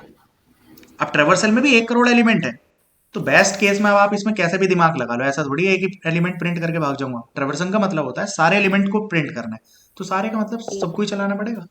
अब वर्स्ट में ऐसा तो है नहीं कि 2 बार चलाऊंगा 4 बार चलाऊंगा, एक ही बार चलाना है, तब भी है ना, समझ गए। ठीक ठीक, अब हमारे पास एक क्वेश्चन है, फाइंडिंग मिनिमम निकालना है आपको, मिनिमम। ठीक है, इसका प्रोग्राम बनता है 8-10 लाइन का प्रोग्राम, मैं डिस्कस नहीं कर रहा हूं, अभी कर रखा हो इसमें तो पता नहीं, कर नहीं रहा हूं फिलहाल। ठीक है, उसका जस्ट जो बीच का है वो बना देंगे। मिनिमम फाइंड आउट करना है मुझे। मिनिमम फाइंड आउट करने के लिए अब वही बात है, इसके लिए भी हमें बेस्ट केस में कितना टाइम लगेगा और वर्स्ट केस में कितना लगेगा वो देखना है। किसी को कोई आइडिया हो तो बता सकते हैं, बेस्ट केस में इसका कितना लगता है। सर सभी में ऑर्डर एन होगा सर, तो हमें सभी उसमें देख। हाँ सर, सर तो सभी में करना पड़ेगा ना सर, सभी डाटा को चेक करना पड़ेगा कौन सा बड़ा कौन सा छोटा। हाँ देखो, अब आप पहले एक बार ऐसे जैसे मान लो एक आपका रिजल्ट लगा, 3 पेजेस पे रिजल्ट लगा हुआ है ना, आपको अपना नाम ढूंढना है। फिलहाल वो तो हो गई सर्चिंग, है ना, तो सर्चिंग तो कर नहीं रहे आप, आपने अपना नाम ढूंढ लिया, चलो आपको पता चल गया कि आपकी रैंक जो आ रही है वो 10 आ रही है, कुछ आ रही है। ठीक है, आपको इसमें से टॉपर फाइंड आउट करना होता तो मतलब आपको मैक्सिमम नंबर निकालना है, और आपको अगर इसमें ये फाइंड आउट करना हो सबसे कम बच्चे के किसके मार्क्स है, तो आपको क्या ढूंढना है, मिनिमम। हेलो, समझ रहे हैं आप। अब मान लीजिए अगर आपके पास ये लिस्ट लगी हुई होती, ये 3 लिस्ट लगी हुई हैं, आपको मिनिमम ढूंढना है, और ये हम डे टू डे लाइफ में आपने अपनी जिंदगी में ये प्रोसेस कम से कम 100 बार करा होगा, पता नहीं कितनी बार करा होगा वो अलग चीज है, बट इतनी बार तो करा ही होगा। ठीक, हम क्या करते हैं, पहले बच्चे के मार्क्स दिखे 8, मान लो मुझे देखना है किस बच्चे के सबसे कम नंबर थे, 8 तो हमारे दिमाग में भी 8 है, अगले के 10 है तो मेरे दिमाग में जाएगा ही नहीं, है ना। फिर 12 में जाएगा नहीं, 4 आया, अच्छा इस बच्चे के 4 है, इससे छोटे थे ना, तो अब मेरे दिमाग में सेट हो गया 4, 14 सेट नहीं होगा, 19 नहीं होगा, 46 नहीं होगा, 7 नहीं होगा, 3 इसके इससे भी कम है। अब मेरे दिमाग में से 4 हट चुका है, अब मेरे दिमाग को सिर्फ क्या याद है, 3। फिर 11 20 24 70। ठीक है, अब आप कह देंगे ये 3 नंबर वाला बच्चा, मान लो इसका जो भी नाम या रोल नंबर था इसे खड़ा कर लो कि भाई तेरे इतने कम नंबर क्यों है, या सबसे कम नंबर इस बच्चे के हैं। ये बात समझ में आ रही है आपको। आपको मिनिमम ढूंढना पड़ा, क्या मैं यहीं तक ढूंढ के बता सकता था ये सबसे छोटा था, अगर यहाँ पे 1 पड़ा होता तो अभी आगे बिना ढूंढे आप कहीं मिनिमम निकाल सकते हो या नहीं, ये बता दो। नहीं, यानी अगर आपको मिनिमम निकालना है ना, तो आपको क्या करना ही पड़ेगा कि आपको पहले एलिमेंट से लेके लास्ट एलिमेंट तक ट्रेवर्स करना ही पड़ेगा, कोई और ऑप्शन नहीं है। और जो भी आपका छोटा होगा आप अपने दिमाग में अपडेट कर देंगे, बहुत छोटा प्रोग्राम बन जाता है। आई की वैल्यू 0 से चलेंगे, आई लेस देन n तक चलेंगे, आई प्लस प्लस करेंगे, और हम यहाँ पे क्या करेंगे, अगर हमारा ए ऑफ आई जो नया आई आ रहा है वो अगर छोटा रह गया आपका किससे, मान लो आपने एक मिनिमम में सबसे पहले मिनिमम में आपने डाल दिया ए ऑफ 0 को, तो यानी ये A0 था, यानी मिनिमम की वैल्यू अभी क्या हो जाएगी, प्रोग्राम चला के भी दिखाता हूँ, मिनिमम की वैल्यू हो जाएगी 8 हो जाएगी। अब आपने ये प्रोग्राम लिख दिया, if A of I item से छोटा है तो इस ए ऑफ आई को उठाओ और आइटम में डाल दीजिए, यानी मिनिमम में डाल दीजिए, सॉरी। ठीक है, और यहाँ पे आइटम नहीं मिनिमम आएगा, एक सेकेंड। ये मिनिमम और मैक्सिमम बच्चों बहुत ज्यादा इंपॉर्टेंट प्रोग्राम है, बहुत ज्यादा, मतलब प्रोग्राम के पर्सपेक्टिव से तो वैसे इंपॉर्टेंट है, बट पेपर के पॉइंट ऑफ व्यू से बता रहा हूँ। ठीक है, और प्लस ये सॉर्टिंग में आपकी बहुत हेल्प करेगा, तो इसलिए पहले ये समझाना पड़ा, इसलिए सॉर्टिंग शुरू नहीं की, सॉर्टिंग और सर्चिंग इसलिए रोक दी पहले, क्योंकि जैसे आपको अगर पता हो ट्रेवर्स सॉर्टिंग आपको सारी मालूम होगी, बबल सॉर्ट, उसके बाद सिलेक्शन या इंसर्शन सॉर्ट करते हो तो क्या करते हैं, प्रोसेस क्या होता है, पहले को लेते हैं, सारे से कंपेयर करते हैं, जो मिनिमम आता है उससे इसको स्वैप कर देते हैं, तब सॉर्टिंग वो होती है। अब आपको मिनिमम ही नहीं आता तो सॉर्टिंग करने में प्रॉब्लम आती है ना, इसलिए पहले ये करा दिया। ठीक है, अब देखो अगर आप ये प्रोग्राम चलाओगे ना, ये एक छोटा सा प्रोग्राम बना दिया मैंने जो आपका मिनिमम फाइंड आउट कर देगा। चला के देख लो, ए ऑफ 0 को मिनिमम डाला तो मिनिमम की वैल्यू कितनी हो जाएगी 8। ओके, आई की वैल्यू 0 से चलाने की जरूरत नहीं है, अब आप यहां से चला के देख सकते हो। चलाओगे तो एक आइटरेशन फालतू ही करेगा, कोई फायदा नहीं है। 1 से कर लो, आई की वैल्यू 1 छोटा है, मान लीजिए इसके अंदर 20 एलिमेंट है, 15 जो भी है अभी। 1 छोटा है 15 से, आप नीचे जाओगे। क्या ए ऑफ 1 मिनिमम से छोटा है? ए ऑफ 1 की वैल्यू कितनी है बच्चों? 10। 10 क्या वो मिनिमम से छोटा है? मिनिमम की वैल्यू है 8, नहीं है। फॉल्स हो गया तो ये नहीं चलेगा। आई हो जाएगा 2। क्या A2 छोटा है? नहीं है। फिर I3 हो जाएगा A3 की वैल्यू है 4 और मिनिमम की वैल्यू थी 8, ये इससे छोटा है, तो A ऑफ I की वैल्यू किस में चली जाएगी? मिनिमम में, यानी इसकी वैल्यू हो जाएगी मिनिमम की 4। अगली बार I होगा 5, A5 है 14 4 से छोटा नहीं है, 19 नहीं है, 16 नहीं है, ये नहीं है। अब ये 7 8 जो भी था, A8 है मान लो ये, तो A8 छोटा है मिनिमम से, हाँ इसकी वैल्यू है 3, तो A8 की वैल्यू किस में चली जाएगी? मिनिमम में, यानी इसकी वैल्यू हो जाएगी 3। आगे ये कभी भी ट्रू नहीं होगा, फाइनली ये लूप फॉल्स हो जाएगा, एन तक चल के आप बाहर आ जाएंगे, आपको आपका मिनिमम मिल गया। ये समझ में आई सबको या नहीं, कैसे चल रहा है प्रोग्राम?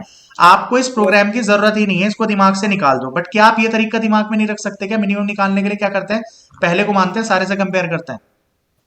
हाँ बिना सारे से करे निकल जाएगा क्या?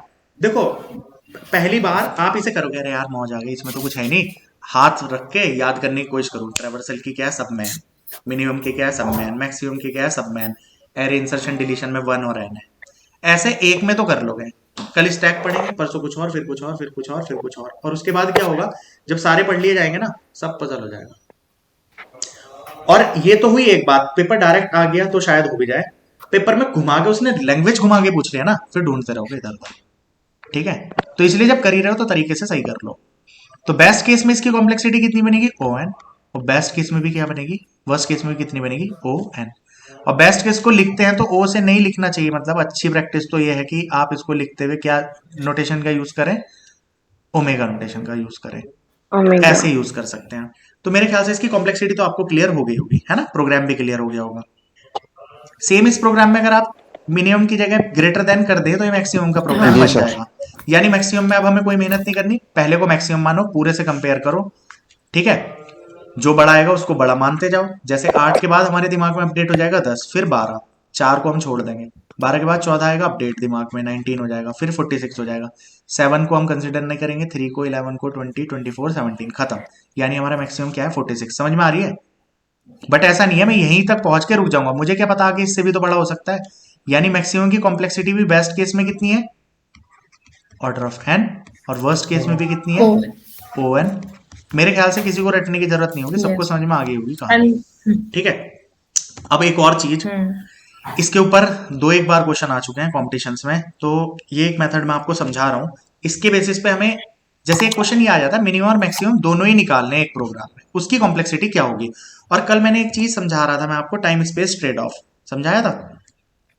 मैंने बताया था टाइम स्पेस ट्रेड ऑफ क्या होता है, कि अगर आप टाइम घटाने की कोशिश करते हो तो स्पेस कहीं ना कहीं बढ़ेगा, और स्पेस को घटाने की कोशिश करोगे तो टाइम कहीं ना कहीं बढ़ेगा। इसीलिए टाइम स्पेस ट्रेड ऑफ बोलते हैं। और एल्गोरिथम्स में अगर हम कोशिश करते हैं कि ये काम कर लें या बचा लें, तो कहीं ना कहीं दूसरी चीज इंक्रीज होगी। वो मैं चीज अभी आपको दिखाता हूँ कैसे काम चल रहा है। इस क्वेश्चन के बाद में हम वो काम समझ जाएंगे। अब मिनिमम मैक्सिमम ये वाला लिखने का तरीका भी समझ में आ गया, प्रोग्राम भी समझ में आ गया होगा।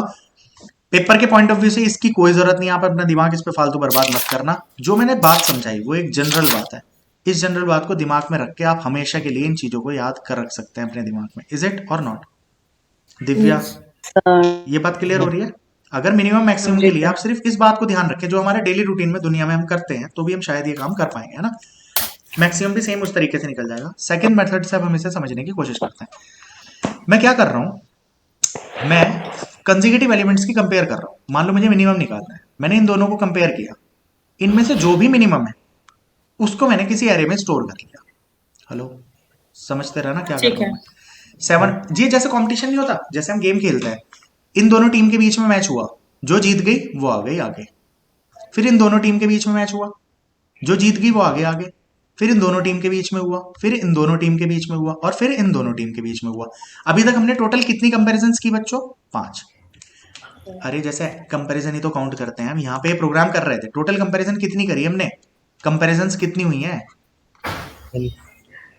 कंपेरिजन हुई है n-1, इसीलिए तो कॉम्प्लेक्सिटी ऑर्डर ऑफ n आ रही है। आ रही है बात समझ में? यहां पे अभी तक हम कंपेरिजन काउंट कर रहे हैं, टोटल कंपेरिजन कितनी हो रही हैं? 5 हुई अभी तक। फिर इसके बाद इन दोनों टीम में मैच होगा, कौन जीतेगा? 2। इन दोनों टीम में मैच हुआ, 1 जीत गया। इस टीम का किसी से मैच हुआ ही नहीं तो वॉक ओवर मिल जाता है ना, आगे चली गई टीम ऐसे ही। फिर इन दोनों टीम के बीच में मैच हुआ, कौन जीता? ये। फाइनल इसका किसके साथ होगा? 0 के साथ। इन दोनों टीम में मैच हुआ, कौन जीत गया? 0।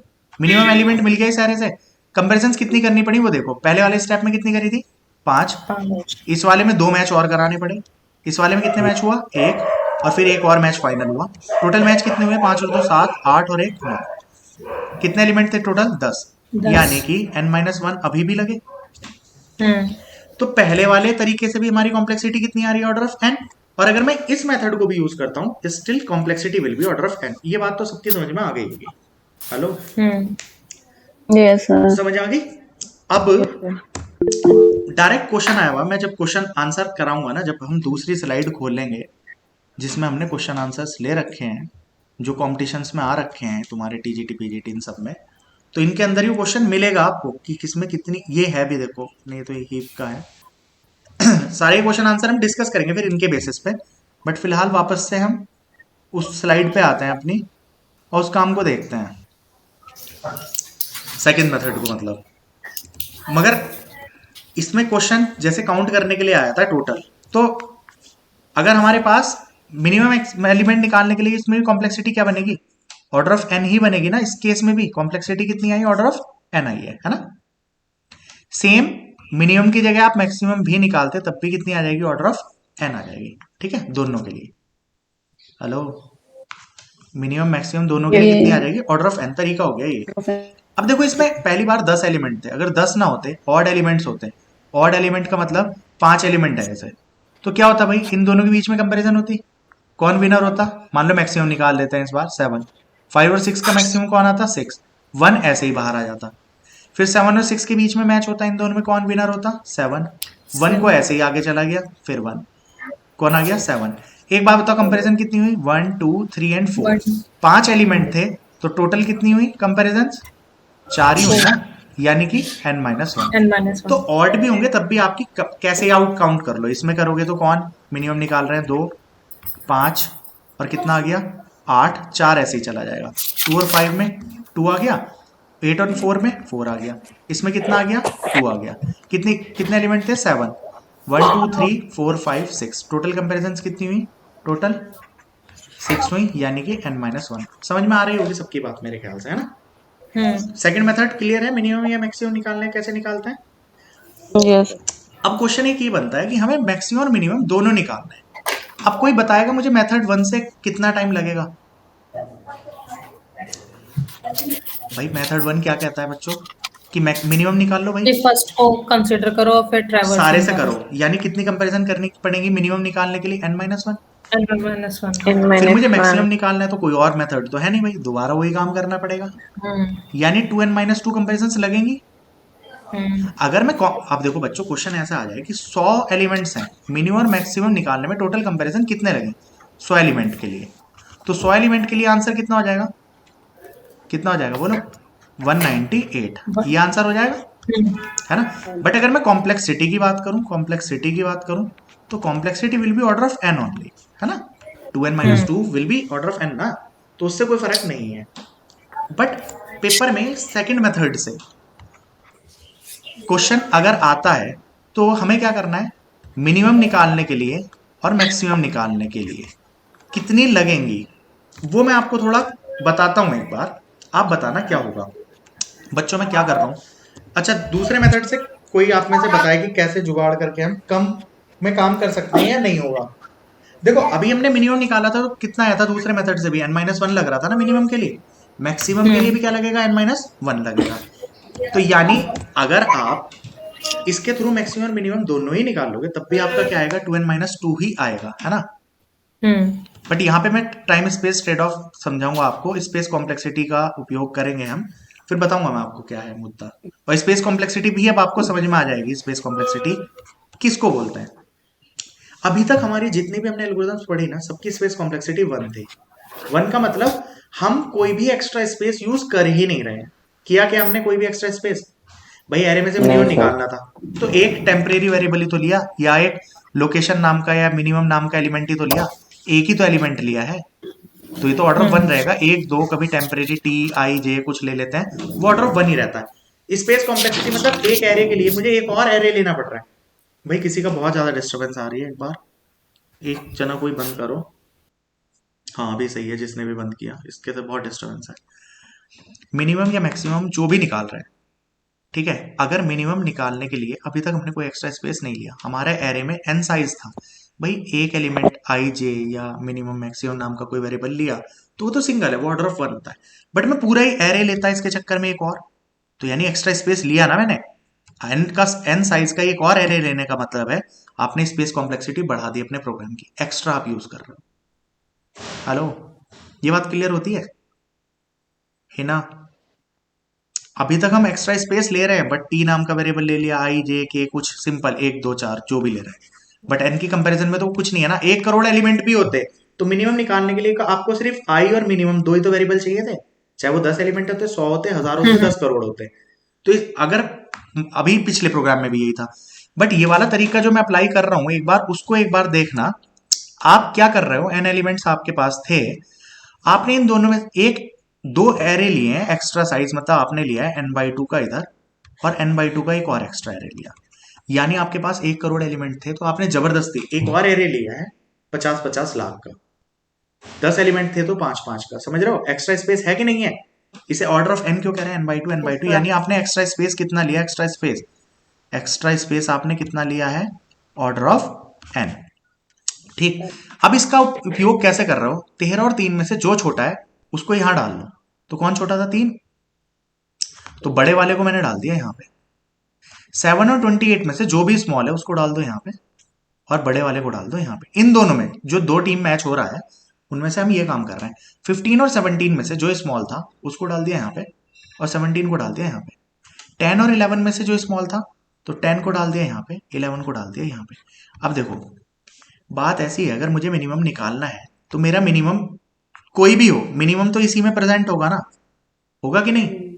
और मैक्सिमम एलिमेंट जो होगा वो इसमें ही हो। भाई अगर कोई यहाँ पे आया है तो इसका मतलब वो बड़ा है, किसी से तो बड़ा था। समझ रहे हो आप मेरी बात? आप जो मर्जी एरे यहाँ पे ले लो, छोटे वाले को आप यहाँ डाल रहे हो, यहाँ आने का मतलब वो किसी से तो छोटा था। हेलो, तो आपका स्मॉलेस्ट एलिमेंट इसमें कौन है? 3 है ना, तो देख लो इसी एरे में। मैक्सिमम एलिमेंट कौन है? 28 है ना, इसी एरे में होगा। अब आपने क्या करना है? सेम वही काम करना है मिनिमम निकालने में जो टाइम लगता है। मिनिमम निकालने में टाइम कैसे लगता है भाई? पहले से लो, लास्ट तक कंपेयर करो, मिनिमम ढूंढ लो। हेलो, मिनिमम ढूंढने के लिए कितना टाइम लगता है? n-1 कंपेरिजन लगती है ना, बट यहाँ पे n क्या है अभी आपका? बोलिए n क्या है? n की वैल्यू तो अब n/2 है ना। आपके पास अगर 50 एलिमेंट थे तो आपको तो केवल यहाँ पे 24 कंपेरिजन ही करनी पड़ेगी ना, और 24 यहाँ पे, यानी n-2 n/2 -1 कंपेरिजन यहाँ पे लगेगी, और n/2 -1 कंपेरिजन से आपको मिनिमम मिल जाएगा, और इतने से ही आपको मैक्सिमम मिल जाएगा। हेलो, यानी अगर आप बात करें मिनिमम ढूंढने के लिए, तो पहली बात तो आपको, अब ये सेकंड मेथड से हम मिनिमम और मैक्सिमम दोनों निकाल रहे हैं। हेलो, मिनिमम और मैक्सिमम दोनों निकाल रहे हैं, बट सबसे पहले हमने क्या किया है? इस एरे को ब्रेक किया था 2 पार्ट में। इसे ब्रेक करने में कितनी कॉम्प्लेक्सिटी लगी राशि? इसको ब्रेक करने में कितनी कंपेरिजन लग चुकी है मेरी? राशि है नहीं क्या? पूजा, इस एरे को 2 सब एरेज में जो ब्रेक किया है n/2 में कितना टाइम लग गया है? अगर 10 एलिमेंट थे तो कितनी कंपैरिजन लगी हैं? पूजा भी नहीं है। प्रियंका 4 अच्छा 4।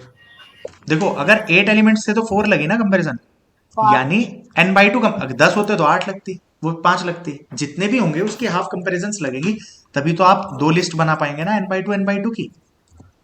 तो लिस्ट मतलब एरे को 2 सब पार्ट में ब्रेक करने के लिए आपको कितना टाइम लग जाएगा? पहले तो n/2 लग जाएगा कि नहीं?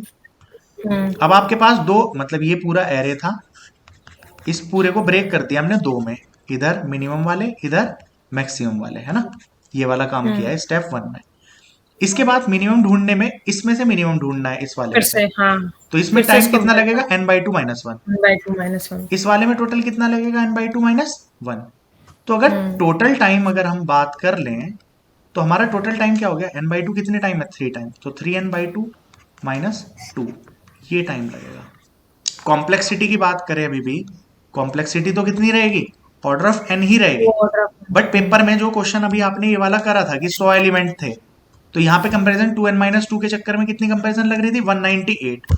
यहाँ पे कितनी लगेगी, 100 × 3 300/2 यानी 150 - 2। यानी अगर हम बात कर दे तो यहाँ पे कितनी, 148 कंपैरिजन 148। For 100 elements. यानी कम ना हुआ। अच्छा एक बात बताओ, 200 एलिमेंट में से मिनिमम मैक्सिमम दोनों ही ढूंढने थे, आपने 148 कंपैरिजन में ढूंढ लिया, और कहाँ आप 198 में ढूंढते, बचाया कि नहीं बचाया। और जैसे ही एलिमेंट बढ़ेंगे तो आपका घट जाएगा। कॉम्प्लेक्सिटी की टर्म्स में कोई बट फर्क नहीं स्पेस है। बढ़ गया। बट हाँ देखो, ये मुझे मैं समझाता नहीं इसको, डायरेक्ट ऑर्डर ऑफ एन के लिए छोड़ देते कहानी को, क्योंकि एक क्वेश्चन के लिए इतना टाइम बर्बाद करना, अगर आ भी जाए तो मतलब मैं कह देता डायरेक्ट याद कर लो या जो भी है। बट यहाँ पे टाइम स्पेस ट्रेड ऑफ आपको समझ में आ जाएगा। और अंकित, आप इस चीज को फिर एक्सप्लेन कर सकते हैं कहीं पे भी, जैसे कभी कोई पूछ ले टाइम स्पेस कॉम्प्लेक्सिटी या टाइम स्पेस ट्रेड ऑफ क्या होता है। तो देखो, अभी आपने यहाँ पे टाइम तो बचा लिया थोड़ा अपना, मगर उसके चक्कर में आपने स्पेस बर्बाद किया, एक एक्स्ट्रा स्पेस ऑक्यूपाई किया, समझ रहे हो आप। तो स्पेस कॉम्प्लेक्सिटी इस प्रोग्राम की थी ऑर्डर ऑफ एन। क्या इसको ऑर्डर ऑफ एन को कम भी तो कर सकते थे हम। नहीं, जैसे हम नहीं लेते थे एक पहले बार तो। आप हाँ, नेक्स्ट स्लाइड पे जाना, हाँ, इसमें हमने 2 एरे बनाए n/2 साइज के। हाँ, तो n/2 + देखो n/2 अब कितना हो हमने गया। फर्स्ट 2 नंबर को कंपेयर किया 3 और 13 को, तो 3 आ गया लोवेस्ट वाले में, 13 आ गया हाईएस्ट वाले ठीक में। है। अब जब अगले 2 नंबर आ रहे हैं 7 और 28, तो इनको हम स्टोर क्यों कर रहे हैं, डायरेक्ट कंपेयर करके छोटे वाले को रखो, ऊपर वाले को हटाओ। मतलब बट फिर लोअर वाले से फिर सबको करने पड़ते हैं ना, नहीं नहीं, उनको अभी आपस में। नहीं नहीं, सुनो तो एक बार पहले सुन तो लो। 7 और 28 आप कहना ये चाह रहे हैं 7 वाले की कंपेयर करूं मैं 3 से, है ना। जी हाँ जी। अगर ये इससे छोटा है तो इसमें डाल लूं, वरना ना डालूं, है ना। हाँ अब आप सोचो इन दोनों एलिमेंट के लिए पहले 7 की कंपैरिजन इससे होगी, पहले तो एक कंपैरिजन यहां हो चुकी, फिर अब 7 यहां डालना है कि नहीं डालना है, उसके लिए कंपैरिजन करनी पड़ेगी 7 की 3 से। और 28 को यहाँ डालना है या नहीं डालना, उसकी कंपैरिजन पढ़ने की करनी पड़ेगी यहाँ पे। अब कंपैरिजन उससे भी ज्यादा हो जाएंगे जो पहले लग रही थी। यही टाइम स्पेस ट्रेड ऑफ है। और ऐसे अच्छा लगता है अगर आप अपना दिमाग चला रहे हैं तो जब ये पढ़ा रहे हैं ना, बस यही चाहिए अगर 50 बच्चे वहां से बोल रहे हैं ना, हर बच्चे का हर डाउट क्लियर हो जाएगा। ये क्लास सिर्फ इसलिए है कि आप समझ पाए बेहतर तरीके से। क्लासेस में भी यही होता है, टीचर बोलता रहता है, कोई उससे कुछ पूछ नहीं रहा, जो आपके दिमाग में आ रहा है ना, सर ऐसे भी तो कर सकते हैं, सर ये भी तो हो जाएगा, मैं बताऊंगा ना उसमें। अब जैसे आपने ये करा तो आप टाइम घटाने की सोच रहे थे यहाँ पे, या आप स्पेस घटाने की सोच रहे थे कि एक की एक्स्ट्रा दूं, मगर फिर वो टाइम बढ़ जाएगा, कंपेरिजन उतनी फालतू हो जाएंगी। फिर तो पहले हम काम कर ही नहीं रहे थे, n-1 पहले कर लो, फिर तो झंझट ही नहीं था, ले ही नहीं रहे थे, एक भी क्यों करना है। आप उतना ही फिर कंपैरिजन इसकी भी 198 के अराउंड आ जाएंगे, और 199 हो सकती है, क्योंकि एक फालतू करनी पड़ रही है इसके चक्कर में, समझ रहे हो, कहानी वहीं आ जाएगी अटक के। तो टाइम बताओगे तो यही टाइम स्पेस ट्रेड ऑफ है कि आप टाइम को कम करने की कोशिश करते हैं तो कहीं ना कहीं आपको एक्स्ट्रा स्पेस का यूटिलाइजेशन करना पड़ेगा। जैसे देखो, आप सारी सर्चिंग में मर्ज सॉर्ट और हीप सॉर्ट वगैरह काम कर देंगे, मगर ये इन प्लेस नहीं है। जब हम करेंगे तब पता चलेगा इन प्लेस सॉर्टिंग क्या होती है ना, वो तब की तब कहानी समझेंगे। फिलहाल मेरे ख्याल से यहां तक ही हम अभी इसको रोक देते हैं, ठीक है। क्लास दोपहर को रखते हैं 3 बजे, ठीक है, 3 से 4:30 तक, तब हमारी सर्चिंग एंड सॉर्टिंग दोनों खत्म हो जाएगी और एरे पूरा खत्म। देखो बच्चों, आज एक बात बताओ, क्या हमें उसमें टाइम लगा, क्या बोलते हैं, इंसर्शन डिलीशन और ट्रेवर्सल का केस डिस्कस करने में नहीं लगा ना, क्योंकि वो एक जनरल चीज है। अब जैसे हम आगे हमें जो भी चीज पढ़नी है कि हम स्टैक पढ़ रहे हैं या क्यू पढ़ रहे हैं, तो हमें पुश इज जस्ट ए वे कि एक एलिमेंट इंसर्ट करना है, same pop same Q same सब में ये होना है। वो टॉपिक ऐसे जाएंगे कि एक एक दिन में 3 4 टॉपिक चलेंगे। बट स्टैक को भी हम कर रहे हैं तो थ्रू एरे कर रहे हैं ना, एरे को डिटेल में समझना बहुत जरूरी है। प्लस एरे में भी ये कॉम्प्लेक्स, अभी एक बार हो गया ना, कॉम्प्लेक्सिटी भी हमारे लिए नई चीज थी, ठीक। मिनिमम मैक्सिमम हो गया, चीज हो गया। मैं आपको स्लाइड इसकी भेज देता हूँ, आप इसको काम को कर लेना दोपहर 3 बजे तक, ठीक है। किसी को डाउट होगा आप मेरे से मैसेज डाल सकते हैं मुझे, फिर अगर मेरे पे होगा तो मैं कॉल वॉल करके बता भी दूंगा, समझते हो कोई प्रॉब्लम आएगी तो, ठीक है। ओके, अभी के लिए क्लास करते हैं बंद। Okay bye thank you. Thank you Okay.